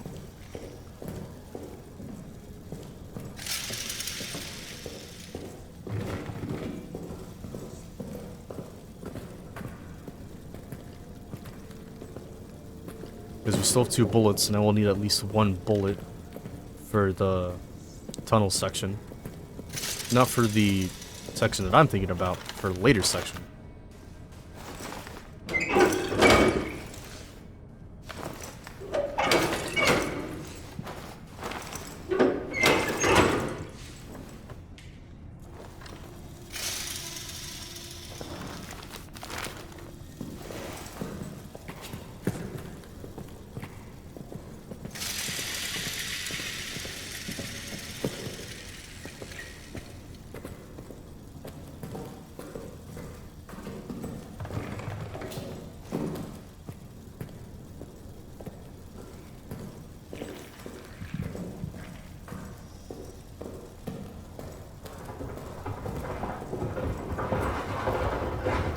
I started thinking about making multiple trips or doing more, and then he started showing them as I remembered. Nope, gotta stay focused. Job's not finished.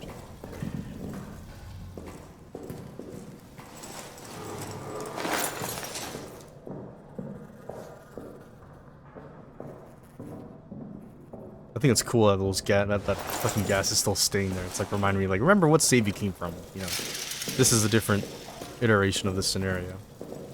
And this is the one that matters more because look at that supernatural shit's happening. Like, that gas is just spawning there for no reason.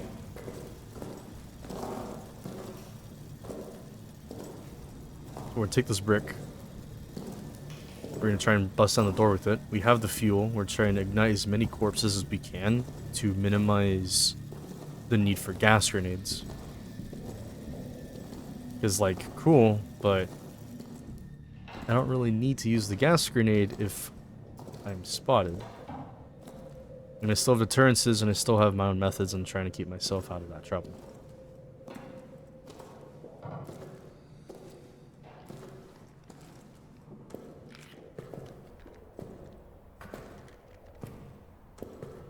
So cool, we're here now. That brick broke immediately. This is Arsenal. Supply closet's important, but now we have the map.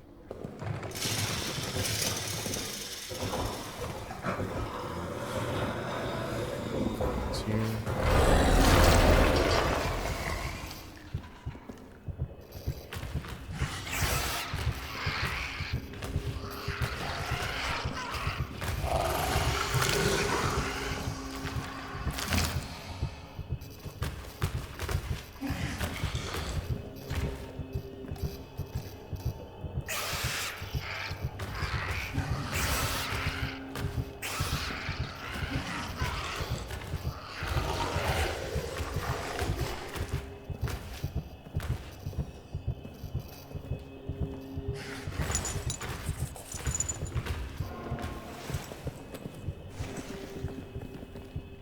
This is good and bad.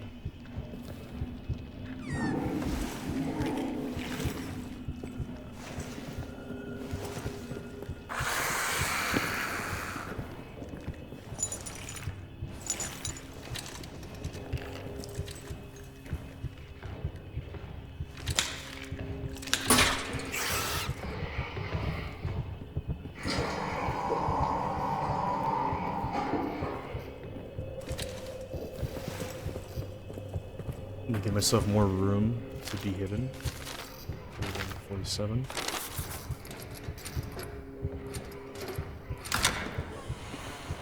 There you go. I may not have been able to fully explore this area, but I'm still safe. I'm still doing what I need to do. Let's keep moving. We know where he is, not where he isn't. Now for any and all traps, because this place is trapped to hell. We can use all these traps to our advantage. Because we have access to the one tool that changes everything. The ability to disarm traps. For some reason, this door bothers me because it looks like it's slanted, but it probably isn't.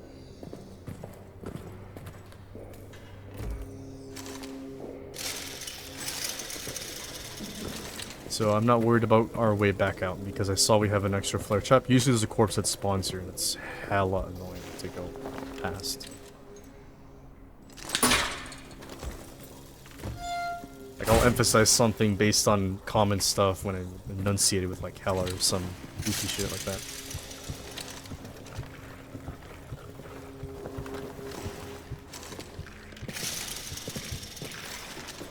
Favorite part?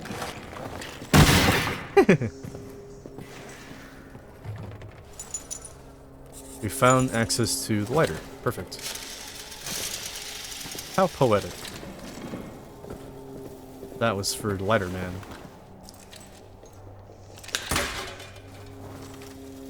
No, there's still. God damn it.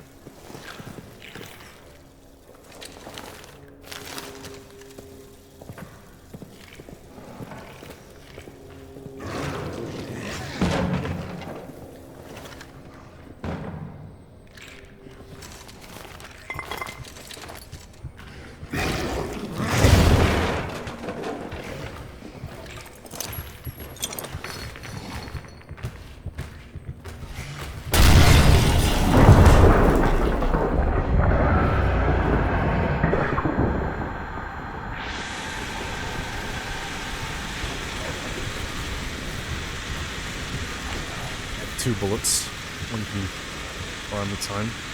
I was hoping that grenade would detonate the barrel next to me, but whatever.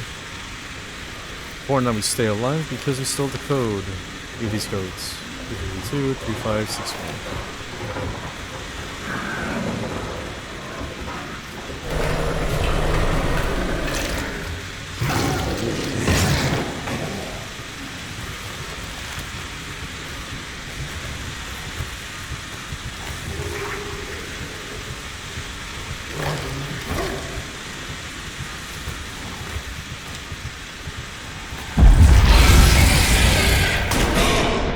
Make sure to aim. Damn. Need one more bullet.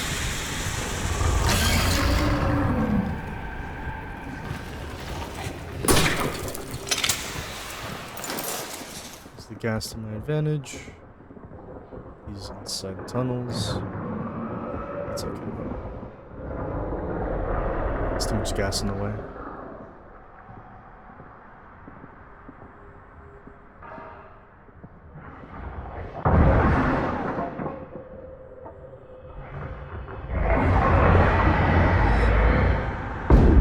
Stay down. Damn. Because I really didn't want to do that.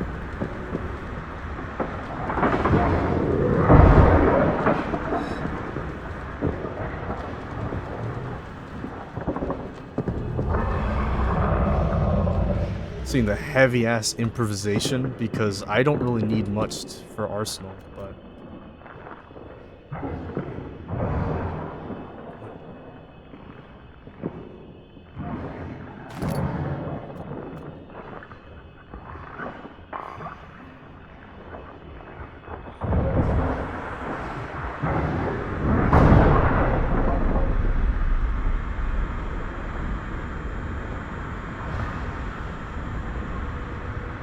even I have to admit, like, this is impressive. Like, the fact that I'm pulling this off is impressive. But I'm technically safe here.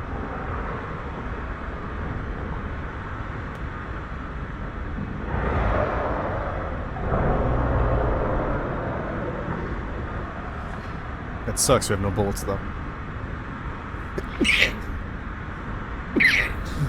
Nice one.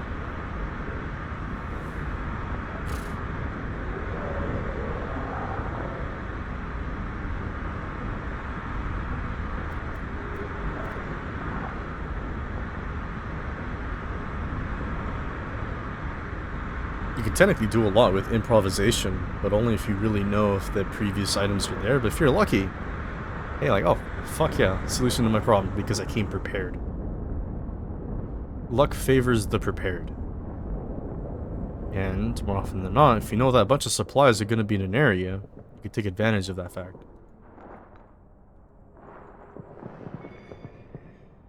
Because with that, we secure the dynamite we need to get out. Just gotta be careful.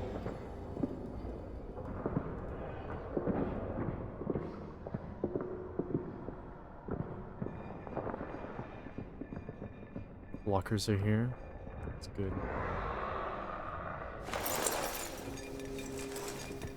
Give me access to the lighter, please. Get rude. Did I know this was here? No, I just had a hunch because fucking process of elimination. Like, of course, I checked every other area. Where else would it be? The area I haven't checked. Hello, my old friend. Oh, I have missed you. This corpse was important to burn because getting past him would have been super fucking annoying. Okay. Still out there stimp stomping. There's a brick in here. Cool. Nothing else is in here. This sucks.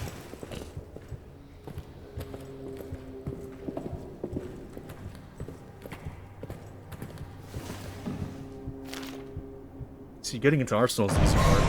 The hardest part is just leaving. But sometimes the opportunities present themselves and they happen. And you don't need to do anything.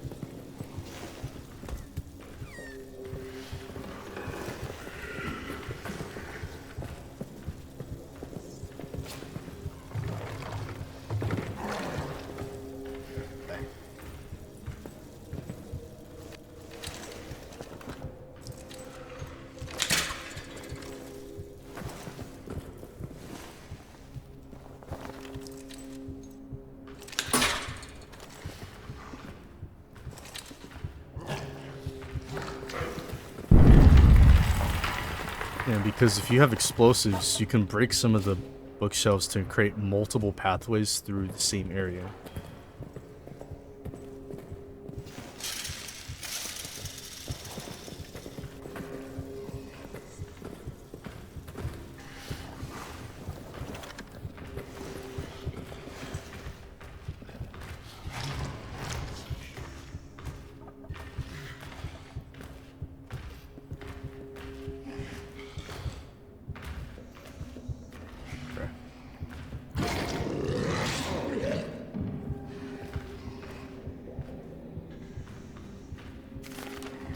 Like, the devs like to put rat corpses like in areas where you have to get around them, where you don't want to make the least amount of noise.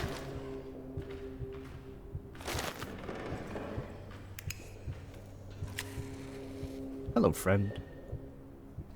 I like the design of this lighter. This lighter is like really cool. I believe the lighter is also the quietest, but the least effective light source in the game. But it's still one that has the most infinite potential next to the base flashlight. It did density. Cool.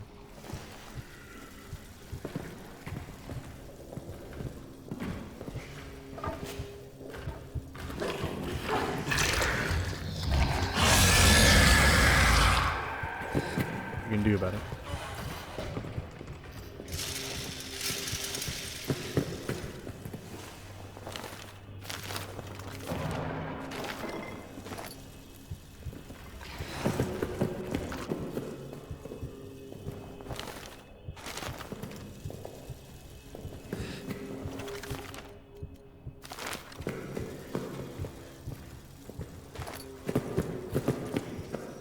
Like watching me set a fire, like, very, very slowly.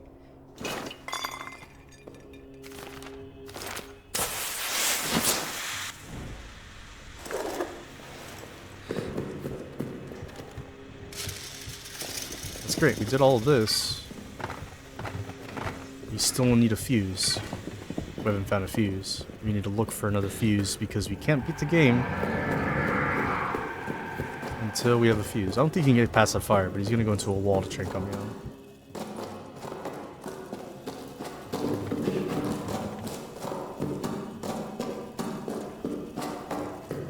So excellent. We did a major game milestone type of thing. We have the dynamite. We're actually really far in terms of the game standards, but now we need to go to the tunnels. We need a fuse for Arsenal. How are we going to do that? So in order to bring power to Arsenal, we need to find the fuse. So we need to now commit to a big goose hunt to find a single round fucking object that I probably already have. But I don't. So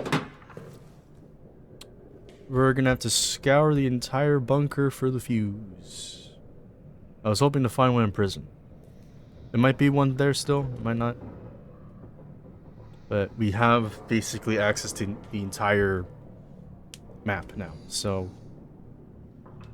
Well, I'm gonna be honest with you, it's likely gonna be in that supply closet because we didn't blow it open, but I just need to get out of Arsenal so we can save the progress here. Let's save while we still can.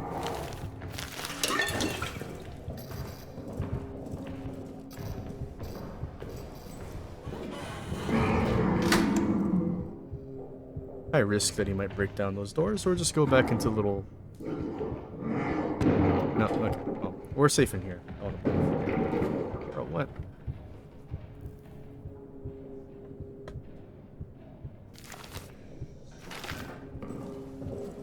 Oh.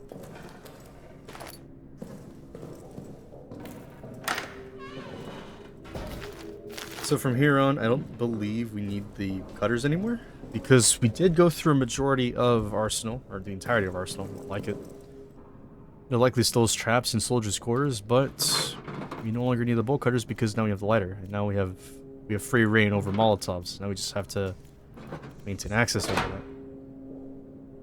So let's see. Now we're just gonna get rid of a bunch of corpses, and well, we did everything important, actually.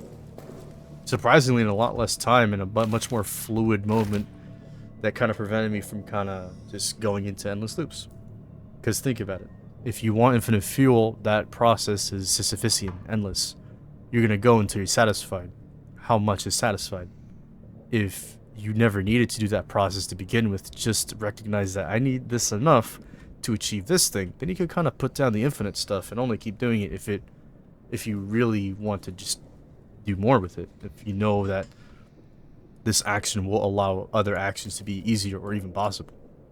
That's understanding the limits of, oh, I like doing this thing, but if I'm doing this thing and it's not really helping the present situation, then how can I make the thing that I want to do help the present situation?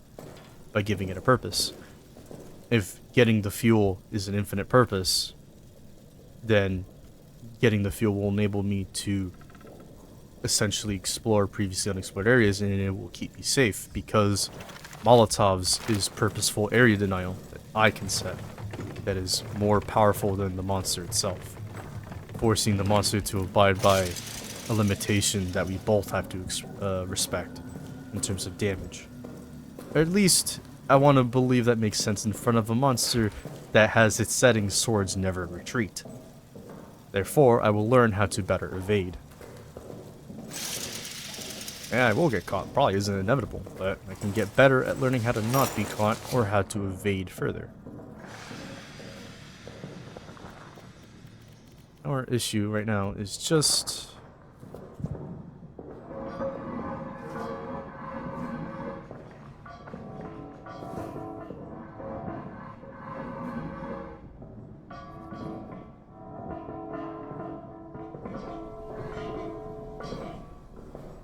I don't know why this gas won't despawn, but whatever.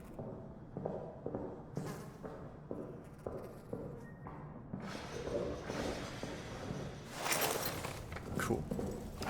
Still have, what, 0 bullets? Yep. It's new.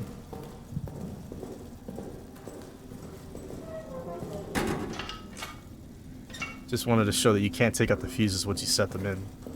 And on a high resource run, you will have more fuses than what you need. But it's like kind of teaching you, like, hey, fuses can literally spawn anywhere. Keep an eye out for them. This is their shape. Get used to looking for them. Because a fuse right now stands in between the way of me progressing and me not progressing.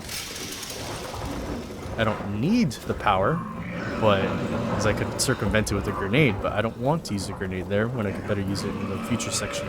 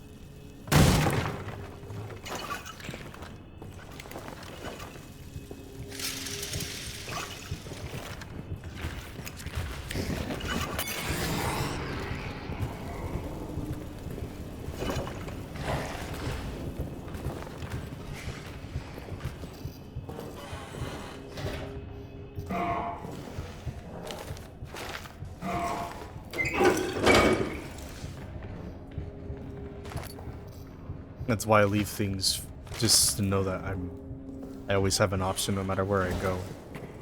I learn from, like, I might as well dot the supplies, that way whoever needs it can gain some use out of it. Kind of like pepper stashes. A lot of people do that. At least I've seen that in the games that I would play, like The Last of Us and The Last of Us 2. And, oh, maybe The Last of Us 3 when that comes out. Should be able to, yeah, mosey on by.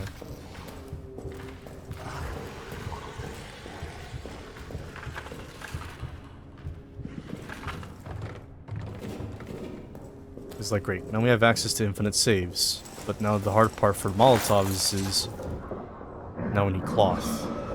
That's a big reason why I've been saving all the cloth until now, because I didn't want to waste a single one when I know I can get bandages.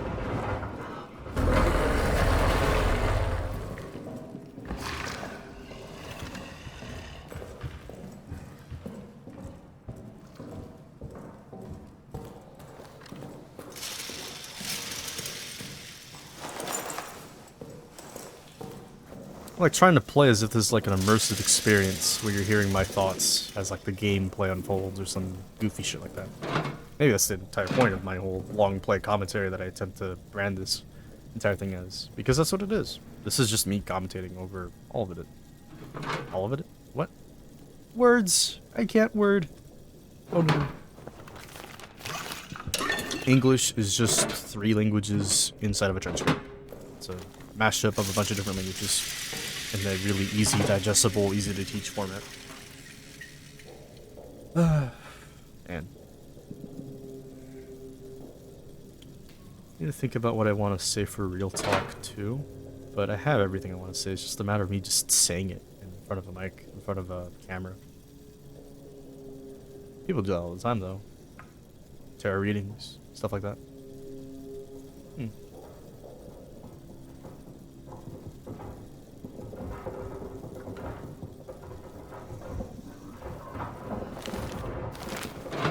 Let's take a grenade.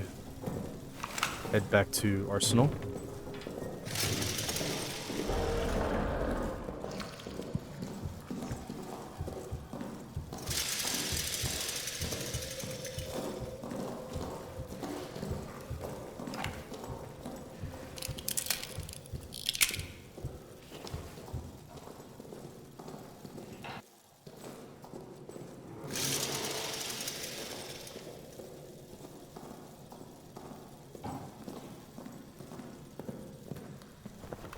So, we're back here now. Great.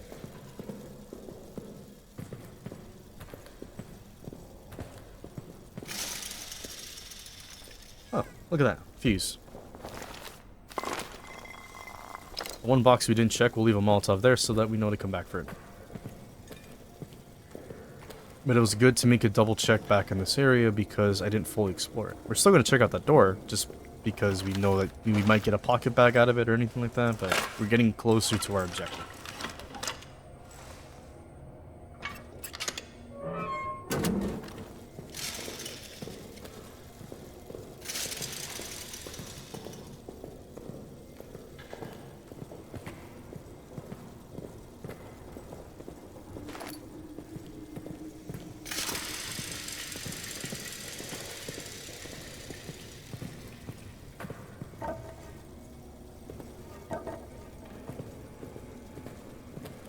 Taking the long way, just double checking on what I potentially missed because I know that the way that I took is safe. This type of box is what blocks you from tunnels. I believe you can blow it up with just a grenade. We could try that later, but we found the fuse, so I don't really see a need to try it. But it does seem like an extreme case scenario.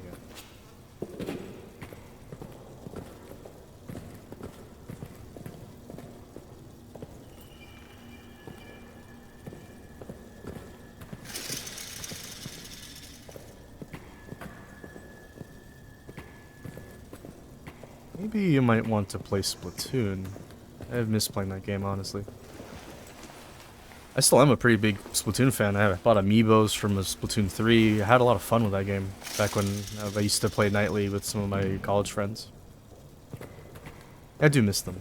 Like, I will be honest about that. I do miss them, but I'm not the one that like shunned everyone else out, really.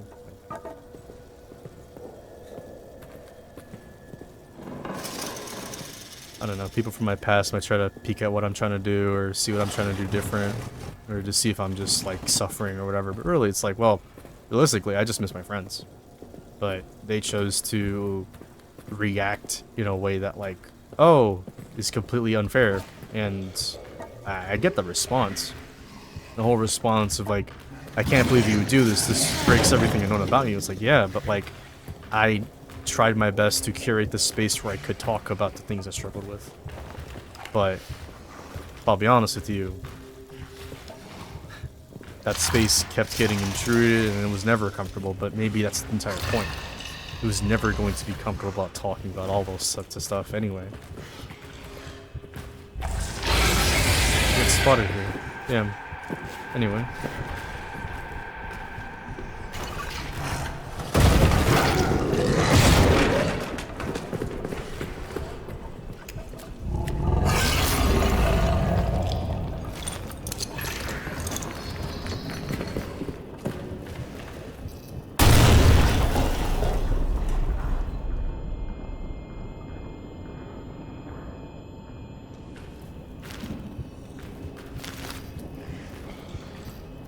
Okay.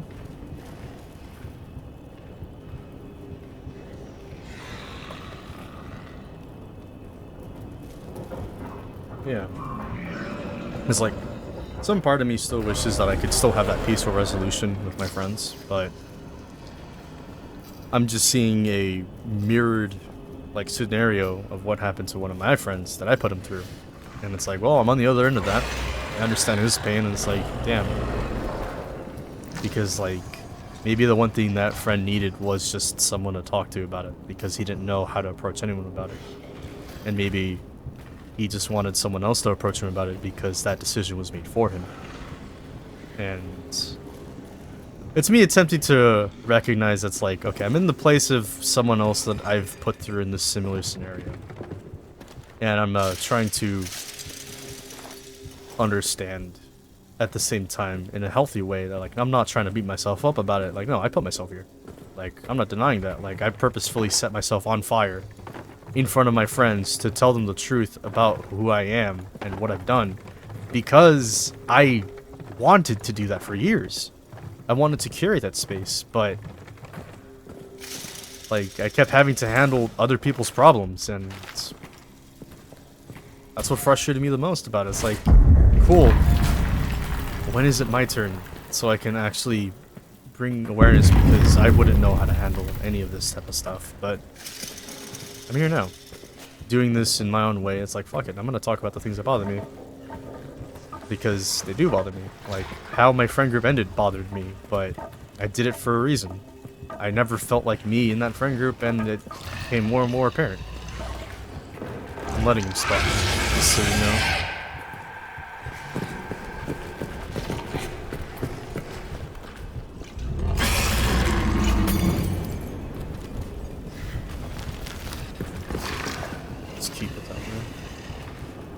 So now, look, this is an example of letting my own emotions get the better of me.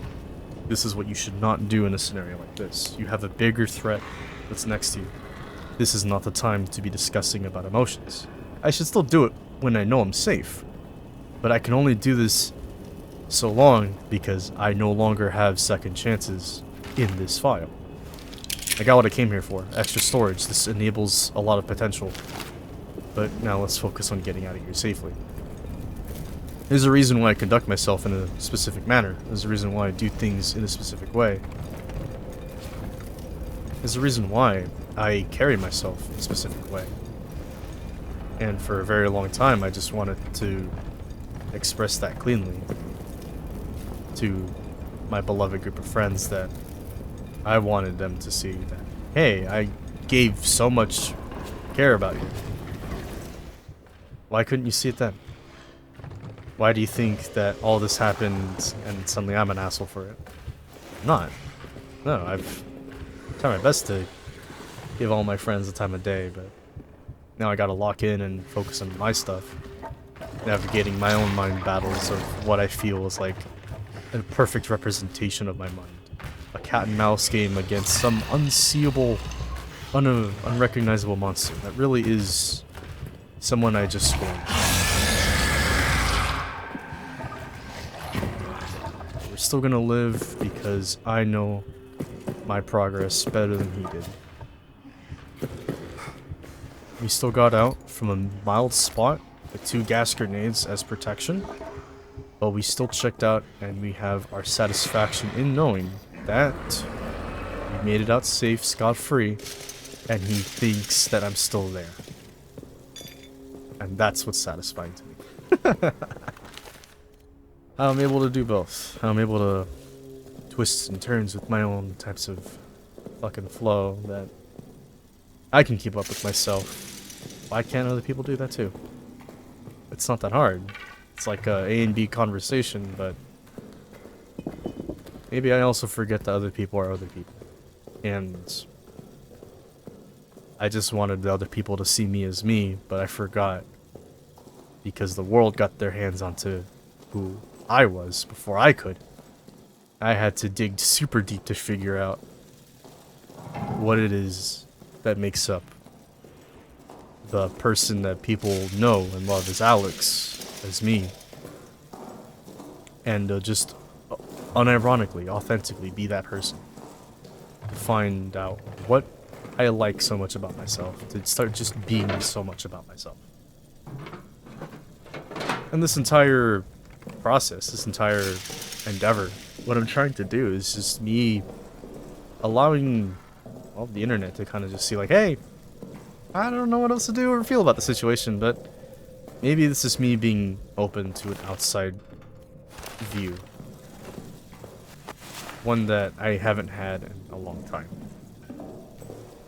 Or one that I've been purposefully avoiding because it's kind of hard to gauge which is worse. One person judging my own mind or the entire world. Then I realized I don't care what the entire world thinks. I'm gonna exist as me. And all of this has been a large, grandiose practice in trying to be self-assertive, to establish myself and stake my claim into this is who I am. You can't do shit about that. I'm not backing down from my type of personality, from this type of person that I've attached myself to, because I lived as this person and this is who I am. I try my best to be fair. I try my best to see things through. I try my best. I just simply try my best. Because I don't know anything. I don't know everything. I'm just Alex. I don't know what other people expect from me. Like, hey, I want to do something if I want to do it. But I don't want to be forced to do other things because of the circumstances. So I've studied circumstance. This game is literally a circumstantial game. What can you do under the circumstances? And my experience of min-maxing it is showcasing that no matter what you can do, as long as you tap into that creative potential within yourself, you can achieve anything and everything, and a lot of people kind of forgot that. Because we were too busy focusing on trying to survive, that we forgot on how to make things fun. We've forgotten how to put the human back in the human. And this is where I kind of feel like I've been this whole time. This entire playthrough is me showcasing that.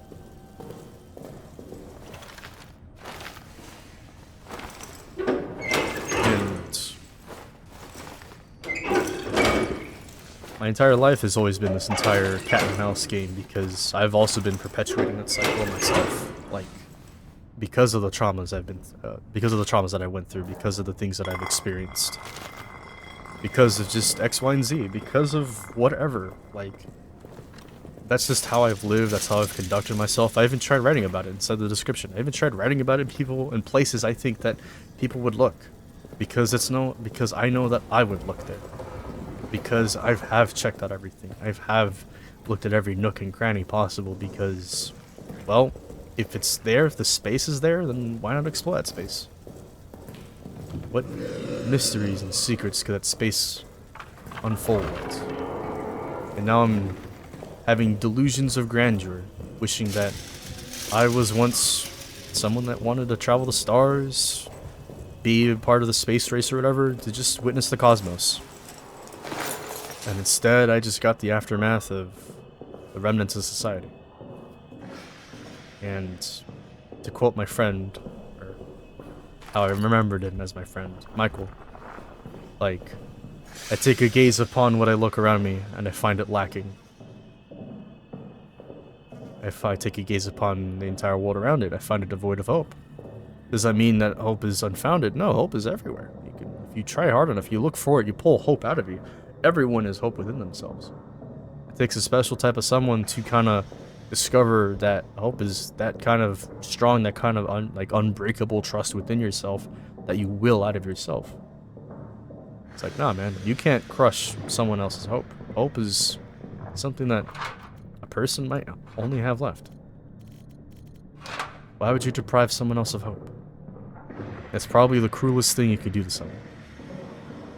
Don't ever be cruel. Otherwise, you might be on the other side of that cruelty.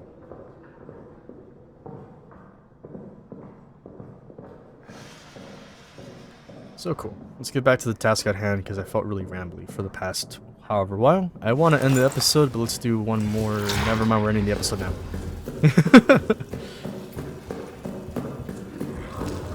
So that gas is in the way.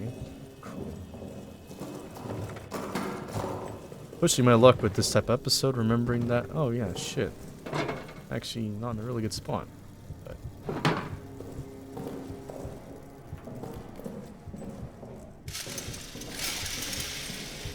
maybe I'll split this one up into 2 episodes. Episode 7, before the generator talk, and after that it's just generator talk.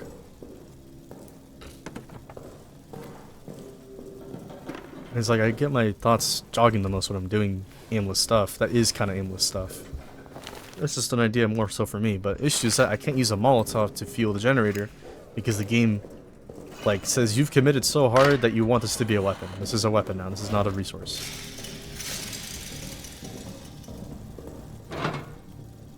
Because you could still deconstruct things, I want to think, but let's go get more fuel. Let's try to get more fuel. And then we'll end the episode off. And then I'll get to editing a little later after I eat. But I wanted to leave this those thoughts kind of hanging in the air, like, yeah. Like, I didn't go through whatever the hell I talked about on my channel, like unscathed, like all that stuff actually did happen. I phrased everything in a specific way because it did happen. It's not that I wanted to embellish details, like, no, I wanted to be honest about my entire truth. I wanted to tell someone my life story, but I didn't want my entire life story to just be a couple sentences. I didn't want it to be just like, you know, a list of actions that I've done. No. I wanted to put the story inside the life story. I wanted to give my story life, to make it theatrical, something that gets your attention, that wants you to pay, that wants your attention, so you can pay it attention, so that you can hang off of its every word, because it just doesn't stop. Life doesn't stop. Life keeps going. Life keeps living. Life keeps growing. Life keeps going. You can't stop life. No matter where you go, life happens everywhere you go. You can't stop life. You can't stop that force of nature. So I will myself to live in this iteration, in this way. Because I know the type of person that I am. I know that I'm capable of having a tender heart, and I'm capable of having cruel, cold, dead hands. In fact, I have both. But I miss my friends. But I know that they're probably too deeply hurt to really care. In fact, I'm already sure that they moved on. But I'm still processing trying to move on without them, but you hold on to good memories because after everything's over, that's all you're left. The good memories. You hold on to those memories. Good memories can do a lot, and maybe everything I wanted to show them was just what was happening in my own mind. And they ran from it. They ran from me.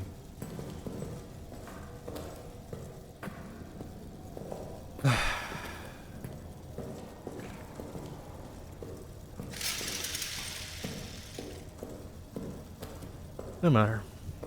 At least in the story, because I'm assuming that whoever's watching this isn't your first playthrough.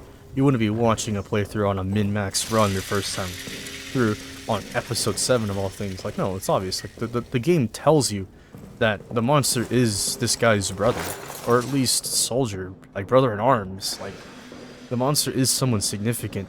So you could probably imagine, like, the only way you're gonna hurt someone that you turn into a monster is if you don't know anything about them. Or maybe you have to choose yourself over them, and to know that if I want to survive knowing that I caused this to you, that I have to know that this is hurting you every step of the way, but I want to set things right. This is probably repentance towards that, but big process, one step out of a time, in one unique way at a time. But we save.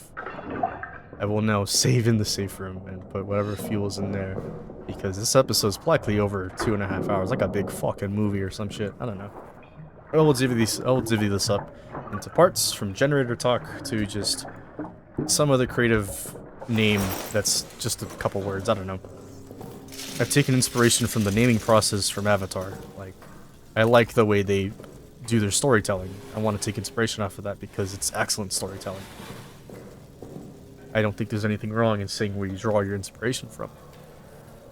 Well, that was a long session, but I feel like I've got a lot done in that session because this episode was jam-packed full of slow moments, fast moments, oh shit moments. But that's the block of footage that I currently have.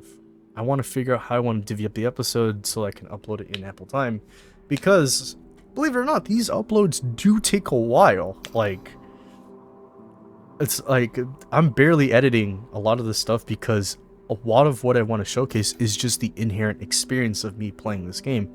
This isn't about flashy content. This isn't about fast-paced, in-your-face, like one-liners, you know what I'm saying? It's just, this is the showcase, no, this is the experience that I want to showcase. And the entire process of me going through Amnesia the Bunker is my entire process of me coping with the aftermath of the end of an era, the end of my trauma, me coming to terms with my trauma, the actions I've taken, me repenting for them, and me being honest and transparent, and say, like, look, I've done the inner work on my side. This, me translating said inner work into a video, into an entertainment format, while I play a game and talk about it, and with a commentary lifestyle, put my experience, my story, onto a game where you don't know who this vessel is, who this guy is, because it's literally in the name of the game, Amnesia. You don't know this one nameless soldier inside of a bunker, beside of a supernatural horror. This is me attempting to give the best representation of my mind to who I wanted to show it to, my friends. Why I was so drawn to it, why I've played the game so much, why I've done this so much. But a lot of that, well, I will showcase here. I will express it because I believe it deserves to be expressed. I don't want to silence any desire of expression, because if art has to be created to disturb the comfortable and comfort the disturbed, maybe the question people need to ask upon looking upon a piece of art is, what sparked, what evoked that feeling that required this expression? Why did this iteration of an idea need to be expressed? What was the inspiration behind it? Like, I saw this sequence of events, I felt this type of way, and that's the source of art.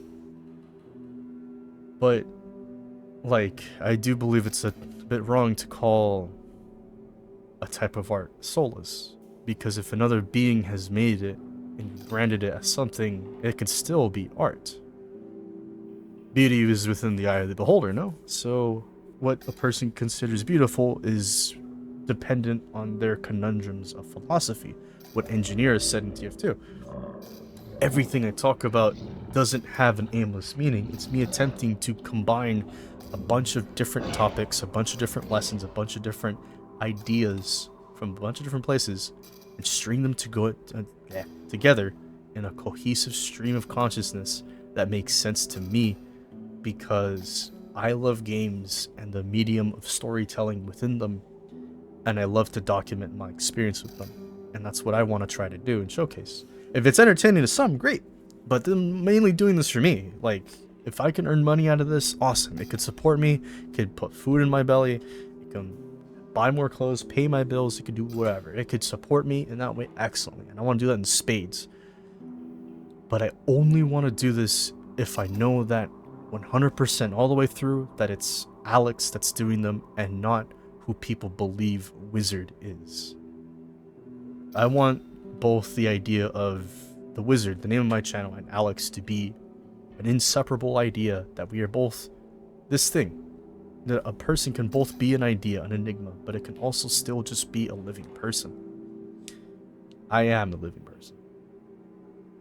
And I'm just some guy dealing with trauma, dealing with stuff on his own, by himself. Because in a cruel twist of fate, I deprived myself of my own community, hoping to build my own, because the community that I surrounded myself failed me. Is it a fault of their own? No. It's not their fault at all, actually. That community had a really poor foundation that I tried my best to remedy, but I was a part of that foundation. I know that I'm capable of creating something great, putting my all, my all, like blood, sweat, tears, heart, and soul, everything into it. I want to do this here. I just don't want to allow someone else to take away my hard work from me, because I've seen it happen multiple times, numerous times, and everything made should be respected, cared for, improved upon with gentle care, but not treated as an experiment, even if that's how I conduct my life. I know how demoralizing and dehumanizing that actually is. I don't wish anyone else to feel the same. And if someone else has felt the same, then maybe that's the only way I feel another human can really see me. I don't know. But to those who have heard and listened to this episode to its entirety, I thank you very deeply. I mean it from the bottom of my heart, because I was once on the other side of this video. Markiplier's videos, Sky Does Minecraft, a bunch of other YouTubers' videos, people who were once good but once were tainted bad. But not everyone I believed was bad. They were good at certain points in time. They had certain beliefs. They just wanted to do this because this was fun. And then life kind of got in the way. Like, hey, you gotta take care of this, gotta take care of that. It's like, cool, but like, why? What if this is just what I want to do? What if I could just support myself doing this? What's wrong about living a life like this? Because I believe I'm helping out someone else that sees the videos that like the only thing I really care about with YouTube is if someone sees the videos.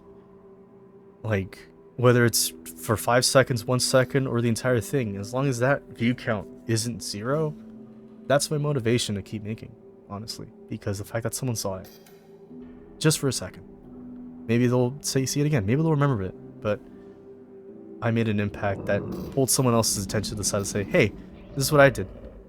And someone else took the time to look at it and go, I like what you're doing here. I like that inspiration. Like, it's that good validation that you get, but it's not the validation I need 100% of the time.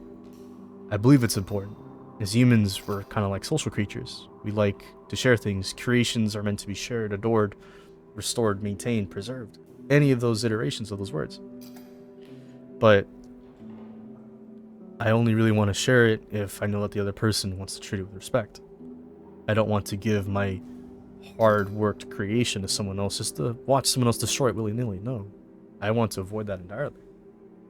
I wanted things to be civil when things call it to be. I want things to be serious when things call it to be, but I also want things to be silly when nothing else calls for it. It's like, well, if you know how the situation's gonna go, fuck it. Might as well have fun with it. Not everything needs to be drab, not everything needs to be dark, because I've been around a lot of energy that was drab, dark. I've known this energy my entire life. And I know that I can transmute a lot of that energy to the opposite. I can will that out of me with ease because I've lived in this environment my entire life. So if I have someone I could bounce off of, be it a viewer, myself, my friends, or whatever, I know I can have a great time. I know I can create a bunch of laughs and have a bunch of footage that I can edit. And I'm still rambling at the fucking camera, but I'm just so inspired right now. There's so much to do, but at the same time, Rome wasn't built in a day. I need to pace myself. I need to get myself something to eat. So I'm gonna focus on that. Try to rest a bit. Stream maybe when I get back, do some DVD. But this is where my journey in life has taken me. From repeated cycles of violence to the births and deaths of friend groups, my own family, to college, to COVID, to now. Like, hey man, I see everything that happens in my life. And I really thought that my friends would actually try to keep things cool, to calm me down, to talk things out despite my worsening mental state. But I found it a little infuriating that they thought it was performative. Why do you think someone would talk about their mental state so much if they need someone to notice, if they have told people that asking for help is really difficult? Why is it inversed? Then I realized that's why. I am the way I am because I am this way. I lived in the world reversed because I am reversed. In some sense. In most senses. Not all of them. So, I don't know. Some real goofy shit, but thank you guys so much for watching. This is a super long recording session. I will likely try to upload this in its entirety. Flaws and all, mistakes and all, but I don't really think I made much mistakes because we achieved so much in, I want to guess, I don't know, 2.5 hours or so. This is a long block of recording. But leave a like if you liked the video. Comment down below your thoughts, any comparisons, experiences you want to share. Follow me on Twitch. I will start streaming. I don't have a schedule, but I will start streaming. Just leave a follow on there. There's a 150 at the end of the name for this channel. I will leave a link there a little later. But subscribe for more if you like the stuff that I'm doing and you want to support me. I will figure out a way to open up a way to donate to me because I am open to donations to those that want to support me, because life likes to keep throwing me curveballs and I hate the rigid structure of a traditional job. I would love to do freelance work and be a streamer if those would like to support me. I want to communicate those intentions straight up. Like, I aspire to content create. I aspire to make videos. I come from a deep, dark place of depression, and I can do a lot with that, really. But the world is kind of falling apart right now, and I believe the world needs a friend, and I would like to be that friend to that world. Because, shit, man, everything's falling apart, but I want to tell you that everything's going to be okay. Like, I believe it in myself because I know that I can take care of everything, because I know what I can do to take care of myself. And as long as I can still make these videos, I know that I could still tell someone else that, hey, everything's going to be okay. And I'm okay with that. So I'll end this recording here. I don't have that funny button that turns it off, so you're going to see me awkwardly tap out. And that's how I close the recording. I love you. Stay safe. Bye.